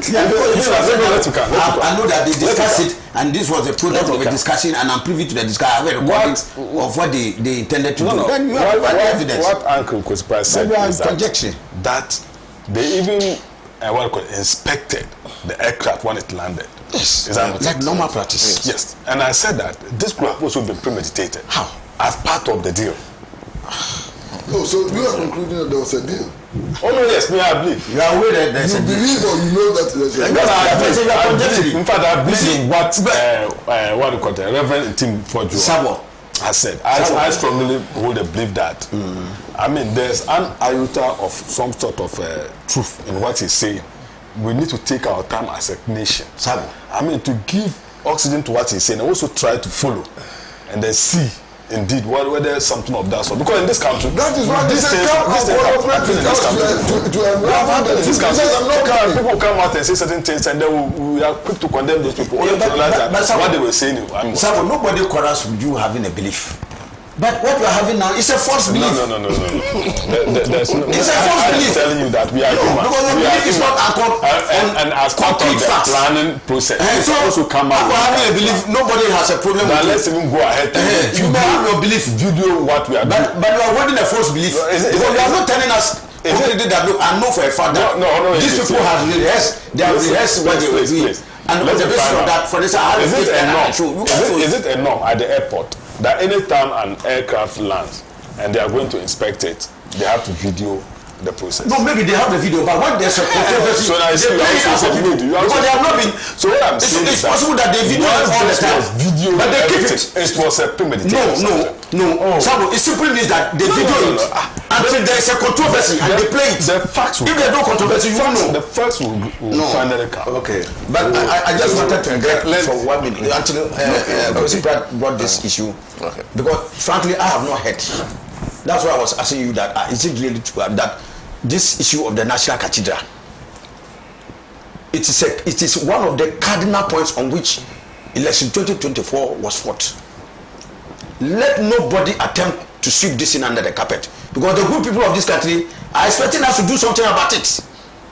And I can tell you that some of us, if any attempt is made to sweep this in under the carpet, we shall make our voices heard.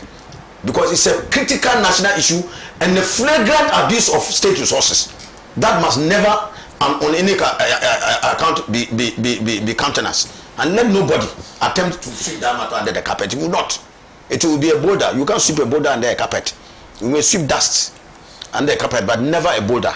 And then the issue relating to the I've heard it many times being said here and said elsewhere that the NPP lost the election because their people did not kind of look.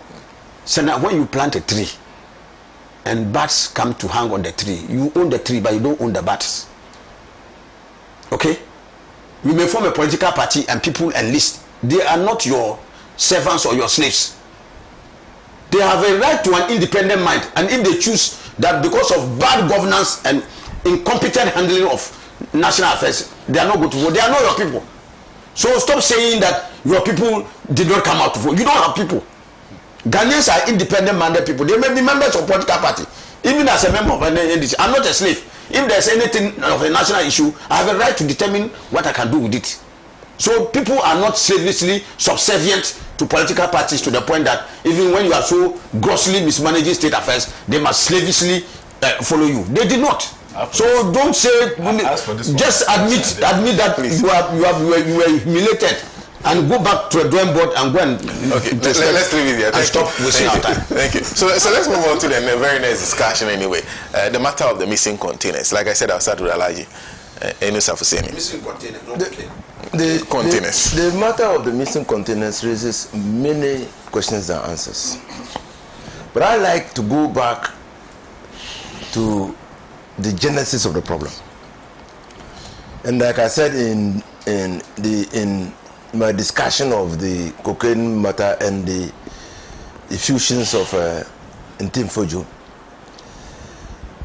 I think that we must be interested in the processes that led, one, to the procurement of the containers, two, to the failure of ECG to clear the containers, three, the arrangement that allowed individual people to clear the containers from the harbor and resell those same containers to ECG. Four, how refined aluminium coils imported into this country for specific purposes could find their way to Indians and Chinese to be smelted again and exported. It appears to me that this is largely within the ambit of the organized crime, economic and organized crime office of the government of Ghana or the state of Ghana. Because if you watch the whole spectacle from the beginning to the end, it appears that there was a consistent, deliberate effort to cause this loss to the state. Because I have been told that the procurement plan of the ECG stated that only 1.8 million or 1.4 million, a billion Ghana cedis was to be used for procurement. And ECG finally procured $8 billion worth of goods. Now, we have to know what role the board of directors of ECG played in approving the procurement that was not supported by the procurement plan of ECG. We have to know. Or was their procurement plan at large? Because every year, I mean, my experience in public service is that every year you do a budget, and the budget is informed by the state of the institution. We want to build a substation, and we built one last year at Achimota or so. We want to intensify the network in Gushugu. We want to do certain things, and so we will need these materials to be able to do that. And then you import those materials into the country. Now, when you come to that conclusion, I mean, so you draw a budget, so we will need X amount of money, and that budget that management will draw has to get the approval of the board of directors. My question is, did the board of directors of ECG give an approval for the procurement of $8 billion worth of goods, totaling 3,000 containers of 40 what? 3,241 of 40-foot containers? Was it the approval they gave? Now, then the second question, again, if you are management and you are bringing in this amount of goods, and you know that they will attract payment of taxes, I want to know what arrangement was made by management that convinced the board of directors that if these goods arrived, they will be able to clear the goods from the port. After all, the goods were needed for certain type of projects. I want to know, because it beats my imagination how a group of people can make such management decisions without regard, one, to their financial status, two, to the challenges that they face as an institution. I mean, it beats my imagination. Now, to the Dubik and his people, and it's not only Dubik. We go back, when was the decision taken? Because at a point in time, before Afenyomaken, Kelly Gajepo was the chairperson of the board. Was it that Kelly Gajepo's board or Afenyomaken's board that took the decision? We need to know. And what motivated that decision? We need to know. We need to know. And we know that Dubik Muhammad at a point resigned from the management MD position of ECG. Yes. What led to the resignation? We need to know. Then there is the customs. There's the customs bit. How were the containers cleared? Who cleared them? Who were the consignees? Who were the consignees of the containers? And so how could they be cleared? How could they be cleared? Now, if they were cleared because the containers attracted demurrage charges, so was it the commissioner of customs, and by their operating procedure, it is only the commissioner of customs who will indicate which containers or items at the port should be auctioned out. So is it the decision of the Commission of Customs that over 1,400 containers belonging to the ECG be auctioned? I'm raising these issues because my interest is to understand how we could simply lose close to $400 million. $400 million. The school behind our house, Sakasaka Private School, could be built from beginning to end. Could be built. Thousands of them could be built. The teaching hospital has no running water. We could find a way to pipe water from Dalon or Yeji to that place. $400 million. Or our road, the Dodua road, is under construction. There's no money to do it. $400 million could do it for us. How can we lose that money when we have development challenges? And then people are blaming each other, and we seem to be interested in the blame. I'm interested in the $400 million. Who was that? Who took that decision that has resulted in the loss of the $400 million? That's what I'm interested in. Now, so you hear the former MD say, the containers are not lost. Yes, please. Then we hear A+ say, we intercepted one vehicle at Suidro. Then we hear reports in the media say that some number of Chinese and Indians have been arrested. There's even one report which says the former Minister of Energy sold 40 containers to us. That again deepens the conspiracy.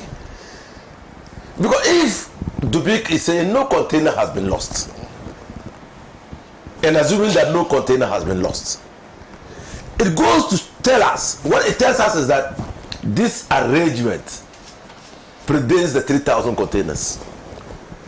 That's what it tells us. So we need to understand what is going on. Why is it that, and so I come back to Mr. Kosi Pratt has said on this platform that he didn't support the privatization of ECG. I now see the reason. Even though at that time I said, we need to inject some physical discipline and capital. But I now see the reason. Why wouldn't we call for a privatization of ECG when we can just throw away $400 million? Get me? Why? So clearly, there is something fundamentally wrong. That's why on other platforms I have said that by now a committee of inquiry should have been established. If you think that a committee of inquiry will go and unravel facts that you can prosecute on, send the matter to Yoko. Everybody should be rushing to Yoko now to explain his role. because the $400 million is huge. It's huge. It's huge. And people were just fleecing the electricity company of Ghana of resources that belong to the state. We have not even come to the pay Telton. You remember that they have set up a group, a company to be receiving payments on behalf of ECG with payment. We have not even come to PDS. That the money that we collect. You see why ECG, when we say that we shouldn't privatize, it's not because we don't want better services, but we think that the leakage, the bleeding of ECG is just too much that it cannot sustain itself. And that when we are able to cover these loopholes, the ECG should be able to stand on its own.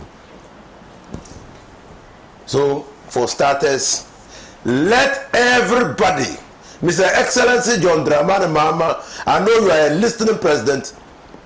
If you are listening to us this morning, anybody connected with the importation of the over 3,000 containers into this country, connected with the auctioning of the 3,000 containers or 1,400 containers, must be explaining their role in this heist, and so that the country can take steps to recover this amount of money, because the money belongs to all of us. Thank you. Thank you very much. And of course, very interesting, like he said, Dubik Mahama emerged this week, granted a couple of interviews. First he said, do not blame Afenyomakin, and nobody should point finger at Afenyomakin and the former energy minister, that's Matthew Opoku Pempe. And secondly, he also says the containers there, they are not missing. The word he used is they are misplaced. So we are now looking for where they have been misplaced. I'll come to my left with... I just had on tape. I was even showing it to Sabu, in which he granted an interview and alleged as far back as somewhere last year, he was aware of an arrangement where some had gone and cleared the containers, not related to ECU. They didn't use ECU, but they managed to clear the containers and got back to sell the containers to them, to try and sell the containers back to them. And that he was aware of that arrangement. Yes. As at last year. I just showed it to Sabu here. Sabu. Yes, Sena. I think clearly, like my elder brother started, I think there are some missing links here that we need to know. And that will help us to unravel the whole thing. And I will not sit here to say that if there's any wrongdoing, I am to defend that particular wrongdoing, because we are all here for the good of this country.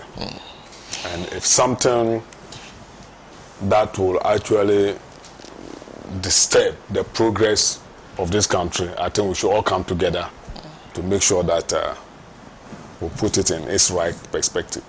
In the first place, I want to find out, when was it realized that these containers are missing?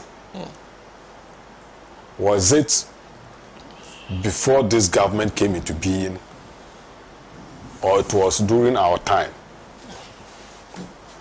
That is one. And I also want to find out the current regime, how many containers were handed over to them? I think all these things will help us, with those who are outside the whole thing, to understand the issues very well. How many containers were handed over to the current regime? Or better still, what do you call it, stock were they handed over to? So that if they are able to tell us that, oh, we had an inventory of this number of containers, although physically we did not inspect them, then I will begin to know where the issues are coming from. I don't know whether at the list of it, I wanted to give him that information because okay. Honorable John Chinapo has granted interviews, a number of them, in which he said in the transitional... I'll come to you immediately after that. So please, he's asking a series of questions, so yes. If you want to. Yes.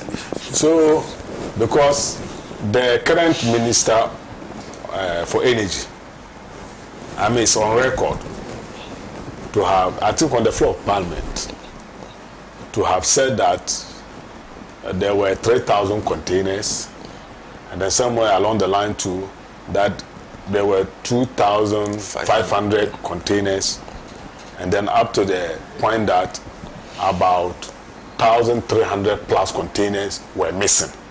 So to some of us, these are things that we find difficult to comprehend. We are not getting the figures very well. Because if you tell me initially 3,000, is it that 3,000 that were handed over to you came to me 3,000 containers? And then later on you say 2005. Is it that you are not telling that instead of the 3,000, you rather came to me 2005 containers, or whilst you took over that the 500 got missing, up to the point that 1,300 and something containers got missing. I think all these things will help us to understand the matter very well. Quite apart from that, when we also look at the issue of board taking a decision, yes, I think the company secretary will be there to help us. I don't know, but I strongly believe that company secretary, for them, I think they are part of the permanent workers. Yes. They are not, yes. So he will still be around to help us understand what actually happened, what decision was taken at the board meeting, how many containers, the specifications of the items and whether fit for purpose and what kind of goods were also imported into this country, and then what arrangements were made for the discharge of those containers from harbor and other things. I think these are some of the, so I agree with the submissions of my elder brother, that if we are able to answer all these questions, then it will lead us to the true, what they call the nature or picture of the situation. And then from there, this government can also take it on. I hope you are getting me. Yeah. And if there's any wrongdoing, of course, as a country, I think we should try to bite the bullet and then let whoever is involved face the full rigor of the law, regardless of whether it is from this current government or from the previous government. The most important thing is that we want ECG to continue to work, because even as we speak today, some parts of the country intermittently goes up, and there are some parts of the country too who are yet to be connected to the national grid. And then there are so many challenges that are within the ECG sector itself. Even management as we speak, I mean at a point in time, even to be able to pay their workers and other things, and of course the kind of what do you call it, debt that they are actually battling with, and all those things. So if we cannot just sit down as a country to allow this thing to be swept under the carpet just like that, I think those responsible must be made to answer certain questions and also help us get these containers back. Now, there's another aspect of the whole thing too. Initially, we heard that the containers were traced to boom area. Yeah. Then later on, we are hearing that the containers are somewhere at, I've just forgotten of. They were mentioning some place again. In fact, I just came across it, but it escaped me. So 2 places are mentioned here. Is it that some of the containers were at Bom and some too went to that place, or all the containers are found here or are found here? How do I get to know? So if we are able to get all these things, it will help us to actually get the issue very well. But it is like what is in the public domain is confusing all of us. To be frank with you, even me being in communication this thing, I find it difficult to understand, especially with regard to these questions that I'm asking. 3,000, 2005, and later this and this and this. I don't know how all these things came about. And maybe, like Honorable ABFC was trying to volunteer, and if we can also know, even right from here, these containers, that's my difficulties. Whether the 1,300 and this were missing before the previous government handed over to this current government, or it was after this current government took over before they realized that these numbers were missing. I think yes, because definitely handing over there will be records to show that these are the items and all the inventory that I'm handing over to you. How are you getting me? So based on that, then you can also take it from there. Yes, I will agree that the minister as a person could have physically come to count every container to know that there are 3,000. But nonetheless, there are officers in charge, and then of course custom officials. There are so many, what they call agencies involved in making sure that all these numbers are intact. So it could have been easy for him to also cross-check from all these people to find those two numbers intact. Because even today as we speak in Parliament, this side is saying it's from this side also saying it's from this side. And we the citizens, we are left in the middle. We don't even know what is actually going on. So I think all these things will help us to unravel the whole matter and then allow ECG to continue to work, because already they are behind schedule. There's a lot of things that they're supposed to do. Even today as we speak in Accra, many of our major streets, the street lights, in fact, just from a few days ago, they were on. Most of them have gone off again and the rest. And we don't know, sometimes the quality of items that we also import, I think also do not help us to have these kind of things functioning well. So I would say that for me, that kind of media battle and other things is not actually helping the citizens more a lot. They should bring the administrative issues here, and then of course the legal matters here to help us get all these things intact. In fact, nobody is witch hunting someone. Nobody is trying to put blame on somebody. But if Ghana is losing, it's a concern for all of us. For Ghana to lose, it means that all of us are losing. So we want all these things back, so that at least the government of the day can also continue to add on to whatever he also has to add on to our national grid.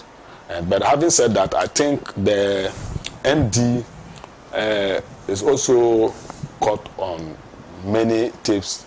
I mean, also giving his side of the story. Unfortunately for us, the MD is still alive. I mean, he's not dead. Is that not it? And then all the two board chairmen who serve on the board are also there to help us get all these things. But what I'm saying is that for now, I want the current administration to let us know how they met, the state in which they met ECG before all these matters came up. Because during, about a month or 2 months, we didn't hear of ECG matters. It was just in the third month that we started hearing these matters. So to me, it makes me, get a bit confused as if, to me, if you had asked me personally, I would have said that then the whole thing started, just a month ago or just within this month. So we want to know these problems, when did they start? And under whose regime and under whose management? And then who is actually at fault? Because of course the board might have taken the right decision, but maybe the consignment to those who were to also bring the decision also didn't get the right specification. That might have caused the delay, because it is not fit for purpose and they cannot even discharge those things. And all these things we need to know. Or better still, the right specification arrived, but due to the negligence of one person or an agency, these things were not cleared from the harbor, and that has actually attracted the demurrage that we are talking about today, and leading to auctioning of some of them. And of course, if the MD indeed he said that some people bought those items and then brought it back to them, then of course, if you are to go by his statement, that means that it happened in the previous regime. The sale of those containers happened, and of course, if something of that sort to also happen, I think during the handing over this thing, all these things will have been added in the note, that the number of containers that were this and the number of containers that were auctioned on this thing, and of course, all these things is telling us something is missing somewhere, and we want those missing links to be added onto the whole story so that we can understand the story very well. Thank you very much. The minister first from a committee.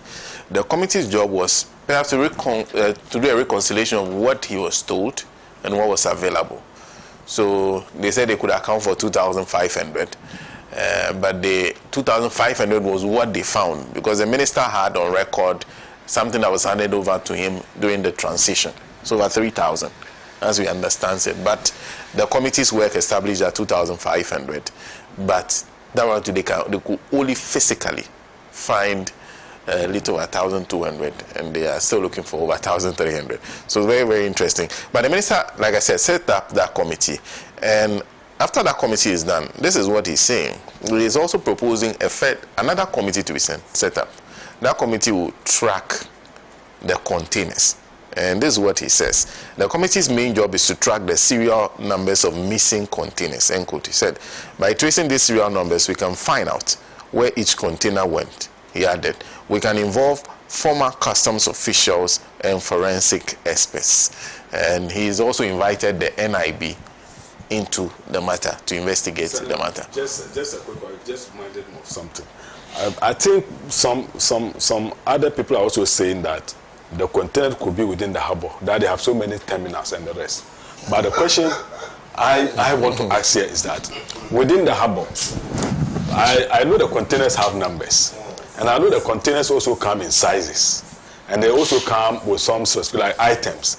I want to know whether in the harbor, when they are doing their sorting, they do it with the numbers or they do with the content and the rest, so that we can easily trace these containers, which of the what they call terminals, that we can find these containers. Because definitely if they have different terminals, then all these terminals might also have some specifications as to what kind of containers should go to this terminal. Some of the containers have been found outside the port, in people's workshops and so on. Not that, but others are also saying that the containers can be found, and I want to find out, maybe you're not getting my point. If you are able to tell viewers out there that this is the way harbor operates, that terminal 1, 2, 3, 4. Who have been arrested who are in possession of the missing containers outside the harbor. What are you going to find out again? So if people are arrested, then why are we going through all these things? Why not those people should tell us where they had those containers? They have. They have. In fact, the minister's committee. That's why I said I wanted to give you that information. I wanted to give you that information. Let me maybe. Yeah. Alhaji. So Alhaji ABF Sena. Thank you very much. Sena, you see, in this country we have a knack for doing very bizarre things. You are sitting on the truth and looking for it. Like Uncle Sipra just said. The very fact that we are discovering ECG containers outside the port tells you that they are missing. Because they are not in the port where they should be. I just showed, Sabo had some of the answers. That's why, as evidence, I Googled this and I showed it to Sabo. Where in an interview granted by Mr. Dubik himself, he said that while he was managing director, some people managed to clear ECG containers and came to him to try and sell the same ECG containers to him, to the ECG. And Honorable Jinapo has spoken eloquently about this. And he started by indicating that during the transition, you know, they had a transition. In the transition notes, they indicated that there were about 2,500 containers, ECG containers at the port. And that upon assumption of office, when it caused an audit to be made and as a result of the committee setup, they discovered that only about 1,200 containers were left, implying that about 1,300 containers could not be found. So the source is there. It's indicated clearly what was given to them, what was said to be available, what he found on coming to office, and where some of the districts are. So following up on this alarm that were raised, that they got the security involved, and then they started seeing that even some of the containers are now outside the port. So that answer is very clear. There's no ambiguity about it at all. And for me, it is nothing but symptomatic of the 8 years of profligate, incompetent mismanagement, outright fraud. Some of the issues, when we even come to peruse them, you see that it's naked fraud. What Chief indicated about resulting even in just those transactions over $400 million. That is even a conservative estimate. But let me give you the what I believe is the picture of this is, which has been the summary of the 8 years of crass incompetence, fraud, embezzlement. I mean, what has gone on in ECG is mind-boggling. To the fact that today ECG is in the tens of billions of debt. to the nation, an otherwise very viable company. You see, among others, you have this gross under recoveries. Of course, they are not able to, after ECG takes power from the IPPs and then sells the power, but they are not able to account for the full range of power they have got. So there's under recovery, and so they cannot pay, and that's why they owe the IPPs billions of dollars. At the last count, I heard it's about $2.5 billion that they cannot pay. You see, there's also fraud. Look, in part of the issues emanating from the committee, they indicated that ECG deliberately brought this 10-20 years ahead. Materials they did not need. I don't know whether you get what I'm trying to say. Maybe ECG, as part of his planning, knows that within the next 2-3 years, we need these kinds of cables, these insulators, this, that, and they buy. But they deliberately bought heavily in excess of what was needed. And so you had that issue where they said, for instance, that what they needed in terms of about 1.8 billion, they ended up over 8-point-something billion Ghana cedis. Deliberate. Okay? And then there was also subversion with the intent to steal. There was a provision made as part of directives from the Energy Ministry that and the Utilities Regulatory Authority to ensure that they develop a cash water, what they call a cash water fall mechanism. Yeah. Through that cash water fall mechanism, the monies that ECG earned would be ring-fenced there, and then they would then use part of it to pay the IPPs. That's the generators of power. According to conservative estimates, they said that out of about 1.5 billion Ghana cedis that came in, management and others set aside 500 million outside the cash waterfall mechanism.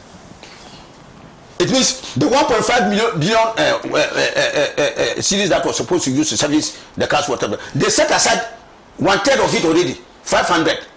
Only God knows what they did with the 500. And out of the 1 billion left, even the allocations that we were supposed to give to the decent, some of the partners never got even a dime.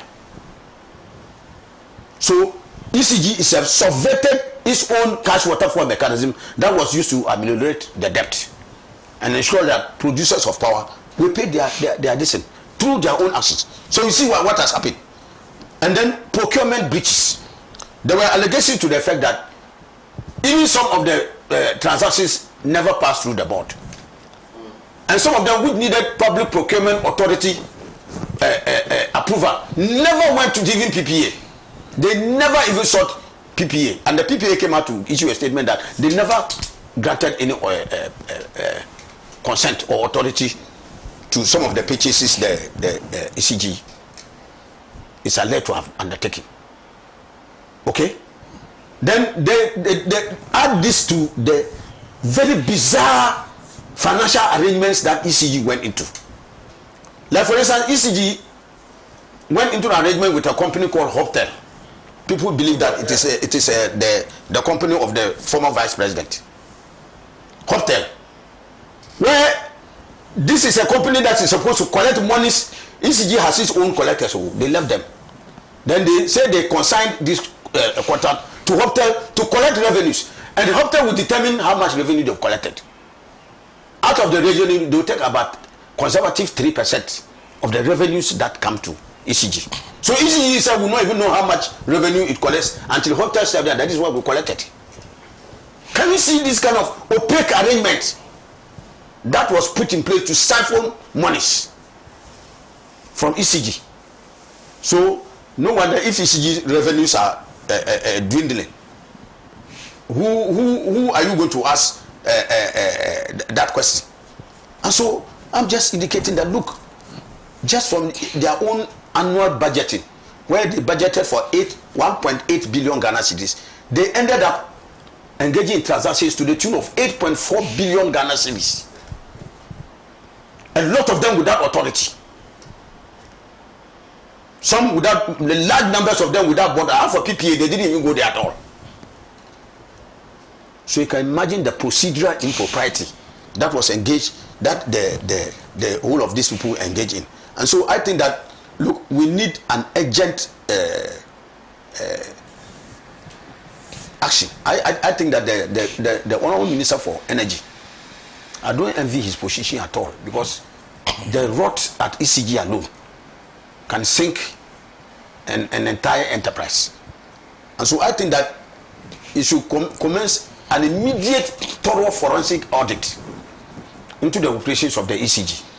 And like I said, fortunately, Sabo mentioned that point, that the current the outgone MD is still around. His predecessor is there, and the board chairman are also there. All of them to be subject matters of this investigation, so that we endeavor to get to the bottom of the matter and see how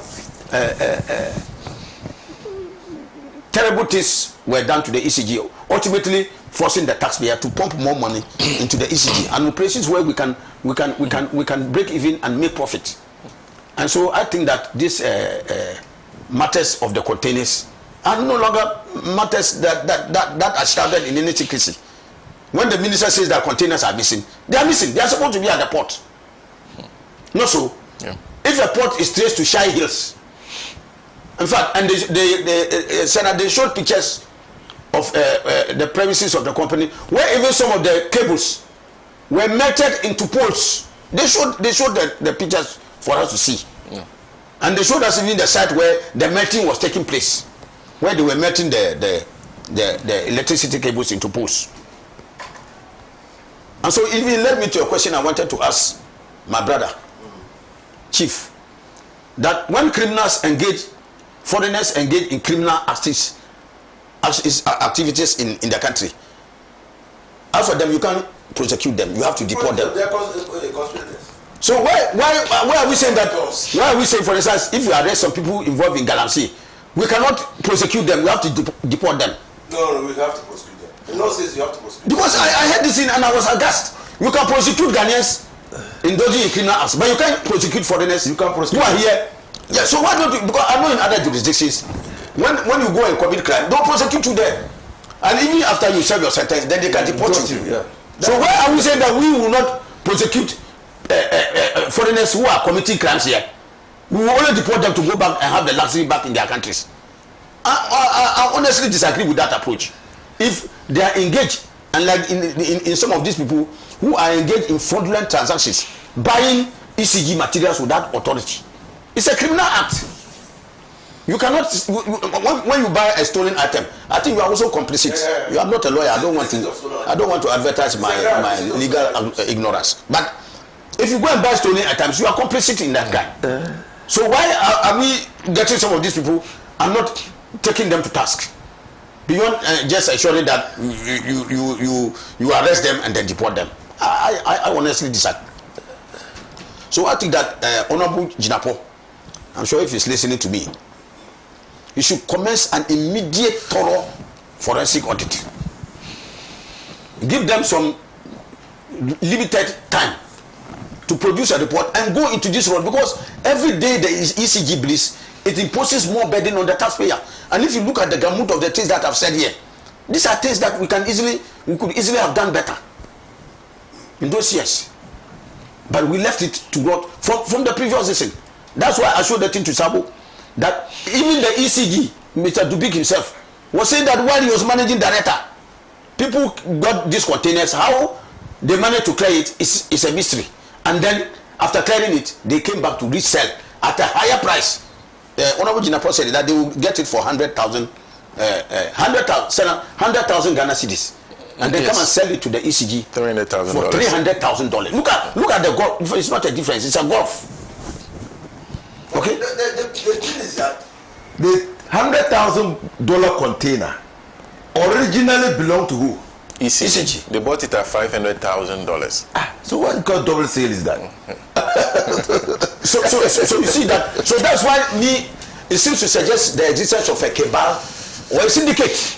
That's what I call it organized. Because Chief raised a very important issue. Who is the consignee? If you go to clear goods, if you don't have bill of lading in your name and others. How will the port authorities allow you to clear it? So there must be some syndicate operating at the port. That is aiding and abetting this practice. That's why I'm saying that a thorough investigation will be able to unearth this syndicate. Because you see that these people take the containers and they bring it outside and they are selling. How on earth can anybody but the ECG alone, which is authorized as the consignee, to have cleared the goods, others will have the opportunity to take that in and go and clear and sell? You cannot seriously make any sense out of this. So, and then I'm seeing that the ECG is a state agency. I lie. Yes, it is.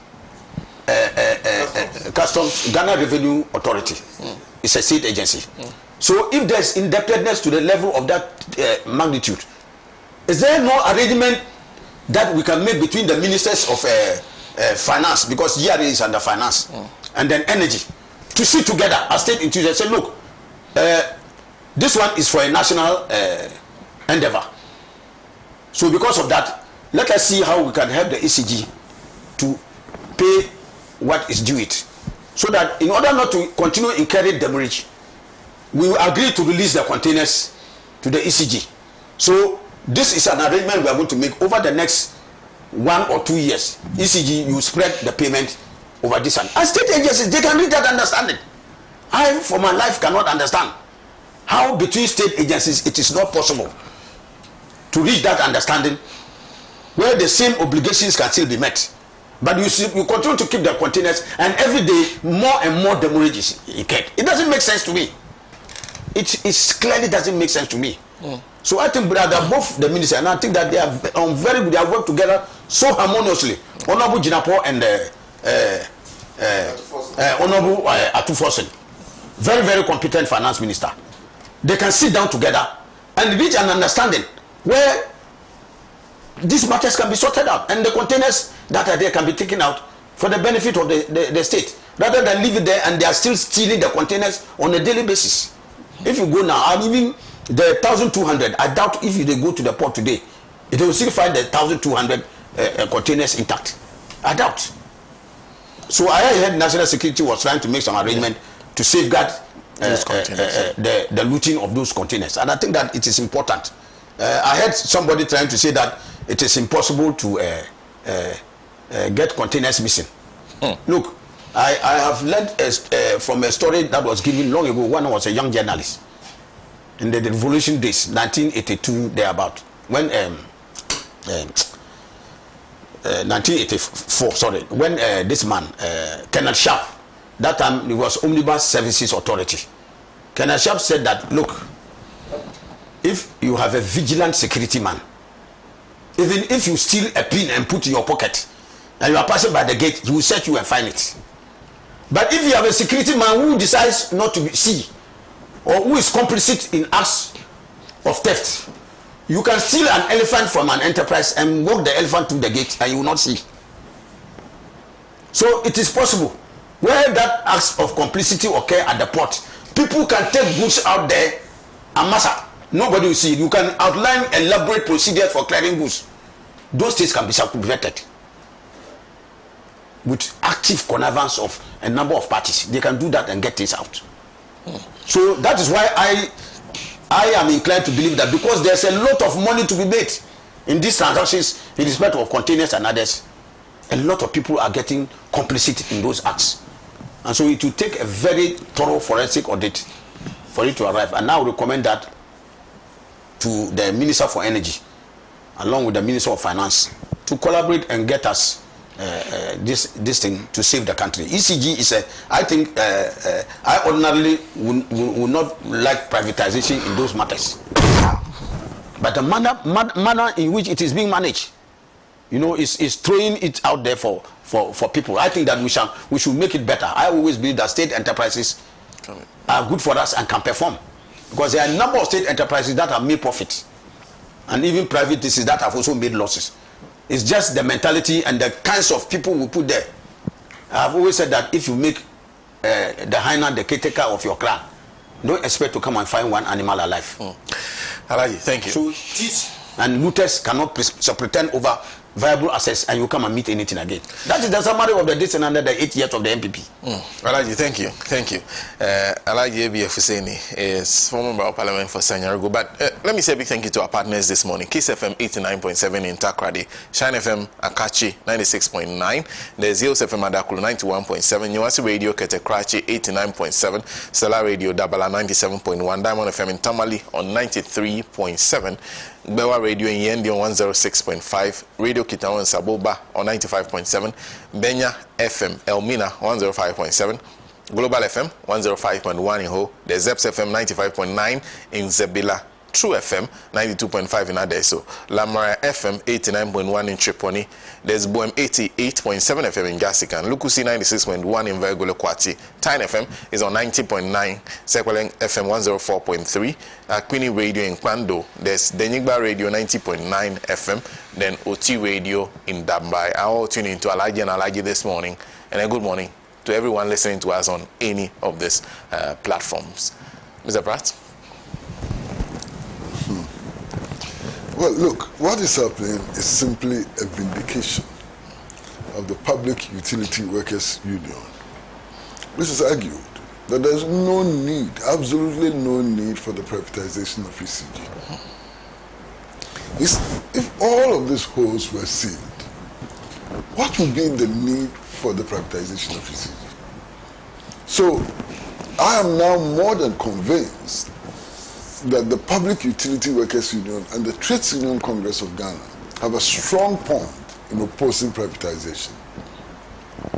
And as ABA Fuseni says, what we need to do is to ensure that these enterprises, are properly managed by competent people. That's all. And we can get things done. We need to be reminded of our history. And the history of privatization in this country has been such a disaster, unmitigated disaster. You privatize 400 state enterprises, and only 2 of them survive. What does that tell you? 400 state enterprises are privatized, and only 2 of them survive. This ECG, we privatized the revenue collection, department of the ECG. Gave it to the Electricity Company of France. It was a total unmitigated disaster. We tried to privatize water supply, gave it to Aqua Vital Brands of South Africa. It was an unmitigated disaster. What convinces us that privatization will work this time? It won't work. And look, over the last 8 years, you look at PDS. You look at what has happened with these containers and so on. And it's clear that this is an entity which can survive on its own. I don't want to go back so many years.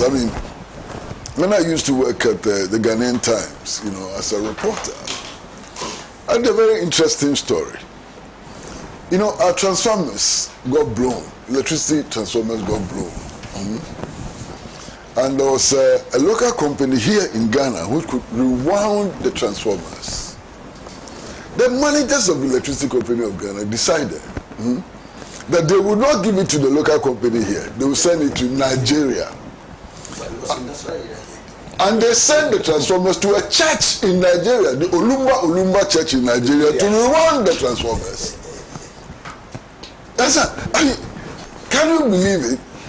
The transformers went, I think we paid them in pounds sterling. The Olumba Church, we paid them in pounds sterling. The transformers were not rewound. The transformers never came back. It never came back. And then when we are faced with such problems, you think that your quick answer is privatization. It is not. It is not. You understand? So I believe very firmly that this is a serious vindication of the Public Utility Workers Union and of the Trades Union Congress, and we should, as quickly as possible, abandon this reckless path to privatization. Well, that leaves me to tell you our mentality as Ghanaians. The thing did not start today, so we are not criticizing the MPP government. It's our own mentality. You have a company in Ghana that could do that work. Managers then and ECG decided that because of their they wouldn't give, because of their selfish. I mean, I always say it is the predatory nature of the way we look at public office. That when we get into public office, we are looking to satisfy our self-interest. They decided that the company in connection here could not do it. They should send it to a church. And I was Deputy Minister of Energy, and I've been to India. And then you go and see the places where they build transformers. This what is the name? Where we used to do the tell me, industrial area. Yes. All the small shops, you only need levers to move them up because you can't be pulling them. But all other things we can do in Ghana here, but we're not doing. We can build the transformers. But no, go and buy them there. India, China. It's the problem. And we want to be self-sufficient and self-reliant. If we are going to reset the country, His Excellency John Dramani, we must build a self-reliant company, ECG, self-reliant people to take our destiny into our own hands. Wait. I don't know whether it is fair to ask for brief comments on the Trump tariffs and the impact on Africa. Well, that's very brief. Very brief. Very brief. And I like it. Okay. So you see, for Trump, what he's doing is that he's bringing into being a new world order. That new world order will be dictated by the United States of America. But that new world order is disruptive in nature.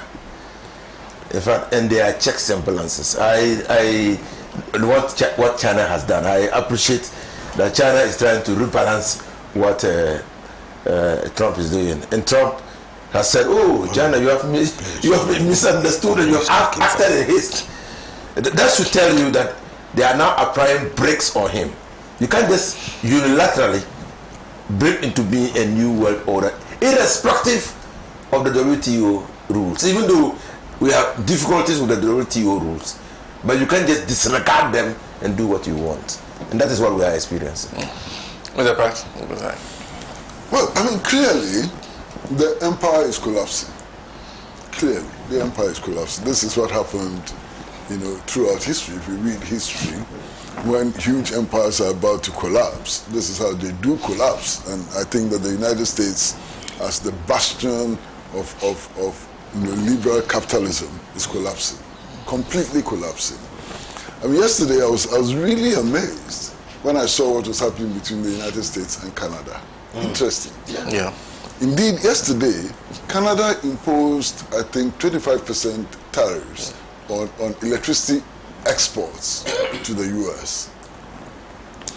and actually warned that if the U.S. does not de-escalate and continues to escalate, they are going to cut off power supply to cities like New York, New Jersey, Minnesota, and other places. And that's how bad it's becoming. And there's no way that Donald Trump is going to win this war. I mean, look, the American people are going to suffer increased prices. I mean, this Canadian move was going to cost the American people in those cities, I think about $400,000 or $1 million per day. Per day. That's the cost that the U.S. consumers of electricity were going to bear. The U.S. is not in a position to dictate to the world. First of all, over a period of the last 30 years or so, manufacturing has been exported to other countries, mainly China and others. It's been exported. Nothing is produced in the United States, not much. I mean, Michigan and so on, which used to be the hub of production, have become rusty and so on. U.S. infrastructure is in decline. Their roads need to be redone. Their bridges are in very bad condition. And so rail network is very bad. I mean, if you compare the railway system in the U.S. to that in China, they have no bullet train. They don't have bullet train. Massa, it's like comparing daylight, and night and so on. So the U.S. is not in a position to dictate to anybody. Donald Trump has started working for a new world order in which the United States of America will see its true size. They have a deficit of more than $3 trillion. That's the state of the U.S. economy. And they are throwing their weight about as if they are giants. The U.S. is not a giant. ABA. Yeah. They say a man who fire will burn, he will first catch cold. Then you go near the fire and you will get a burn. I'm sure you never sow maize and reap guinea corn. Whatever you sow is what you reap. In the last election in the US, it was fought on key issues, the most fundamental of which was inflation and cost of living. And Donald Trump was seen as a better manager of the economy, who would bring inflation down and others. But they say, if you say that the BlackBerry has a lot of oil, let's wait for the day you pour out the oil. Today, the tariffs, economists are unanimous on the fact that one clear thing the tariffs will do is to increase the cost of goods and services. And by extension, the cost of living and inflation will go up.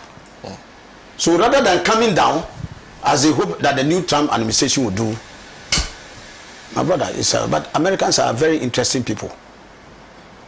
You know, I am not a fan of Donald Trump, but what I can see is that he's playing to the sentiments of the American people, to let America look inward.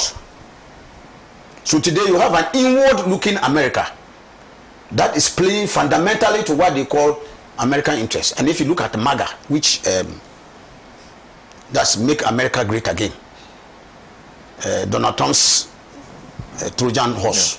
Yeah. If you look at it, it's dictated to make sure that America first. Everything that is in the interest of America supersedes any other global interest or aspiration. So the tariffs are just to make sure that, and it's calculated, if you look at it, just on a very arbitrary factor of, if I have a deficit with you, let me calculate the margin of the deficit and slap the rest as tariff. So you see a poor country like Lesotho. Lesotho is just exporting textiles and some other diseases. They have slapped poor Lesotho with 50% tariffs.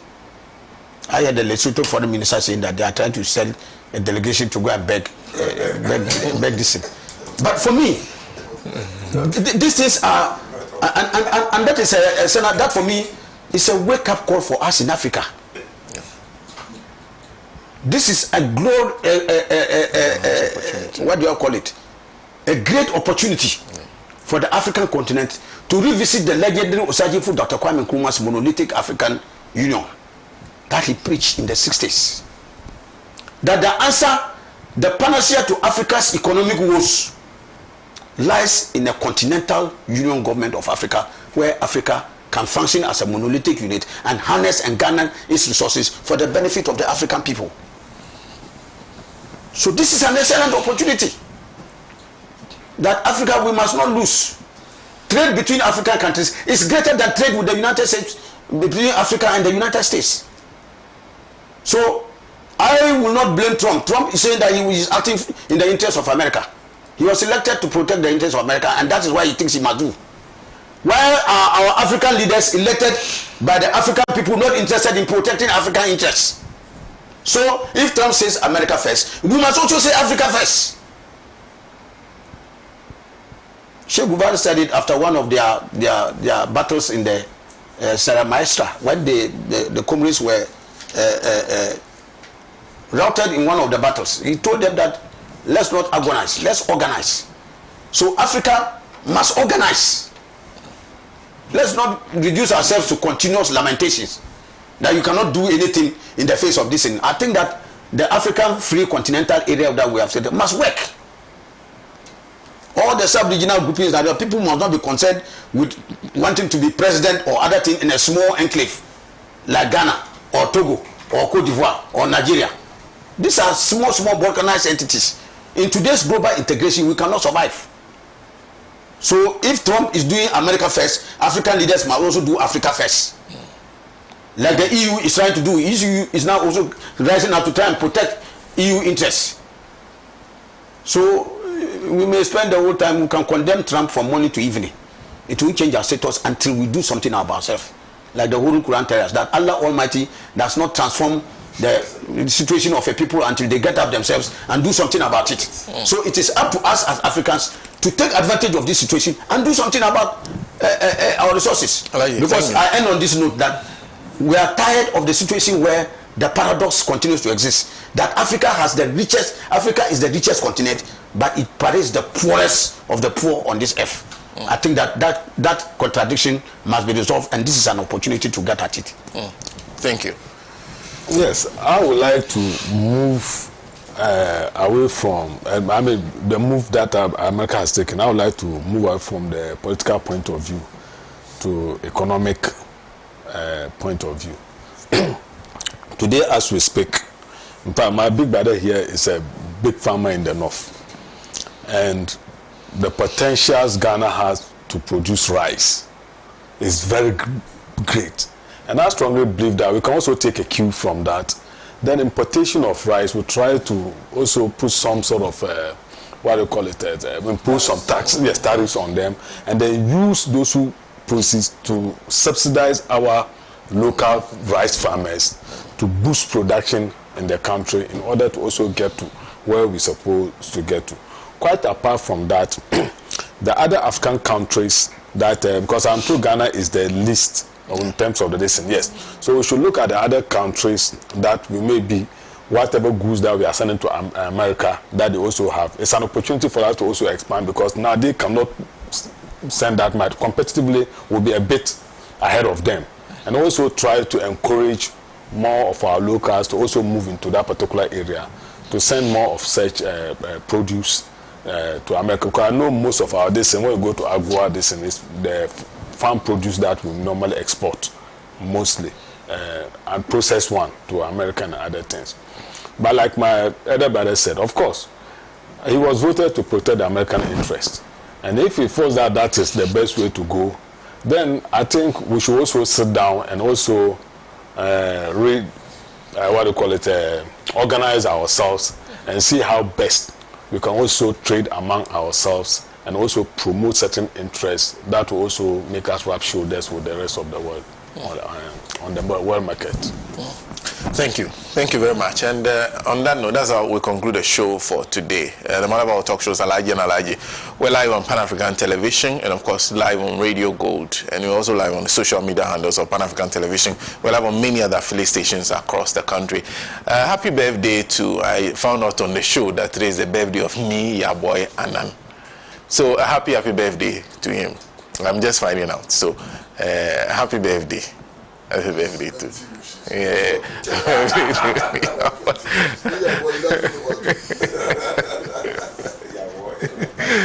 Anyway, last week I forgot to say this, and on behalf of those of us who handle the show, Alhaji and Alhaji, and of course, I want to say a big thank you to the many of you who turned up and those who in many ways supported the final funeral rites and burial of Dr. David Percy. I forgot to say that on behalf of the family has also extended a hand for us to say thank you to you. Thank you very, very much for showing an interest, for supporting, for turning up. We are all grateful to you. Well, we're joined this morning on the show by Kwame Kwesi Pratt Jr. I missed him that day because I was on Radio Gold when we were done. By the time I got there, he had already left. In fact, I didn't even get to see the ceremony itself anyway, but I came there to meet a few people, and it was nice to see people. Many people who came there, when they meet you, the way they interacted with you meant that a lot of people actually formed relationships with Dr. Percy based on the many things he did in life, and sometimes even the things he said on Alhaji and Alhaji, and the public commentary and everything. So it was nice to meet many of you. A big thank you to you, Alhaji Enusa Fuseni, who is one member of Parliament for Tamale Central. Like I said, he held many ministerial positions. I never go to the chieftaincy title because you said... Oh, strangely, today's show looks like a Tamale show. Yes. Yeah. Well, But Tamale is the home of Alhaji and Alhaji. Yeah, so two prominent. No, she's from the area. What else can you say?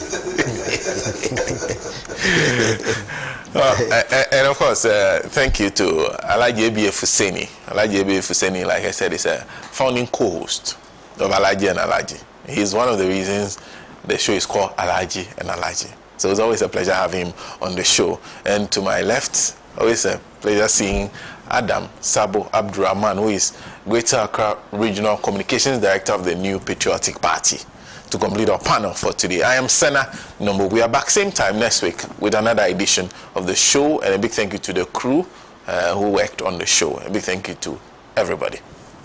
And of freedom, he's the Redeemer.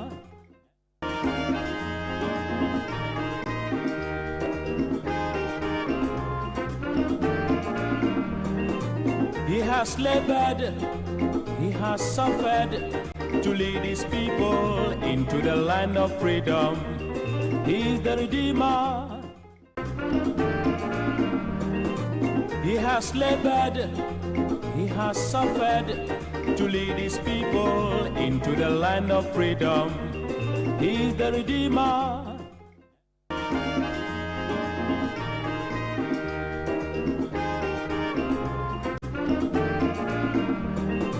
He has labored, he has suffered to lead his people into the land of freedom. He is the Redeemer.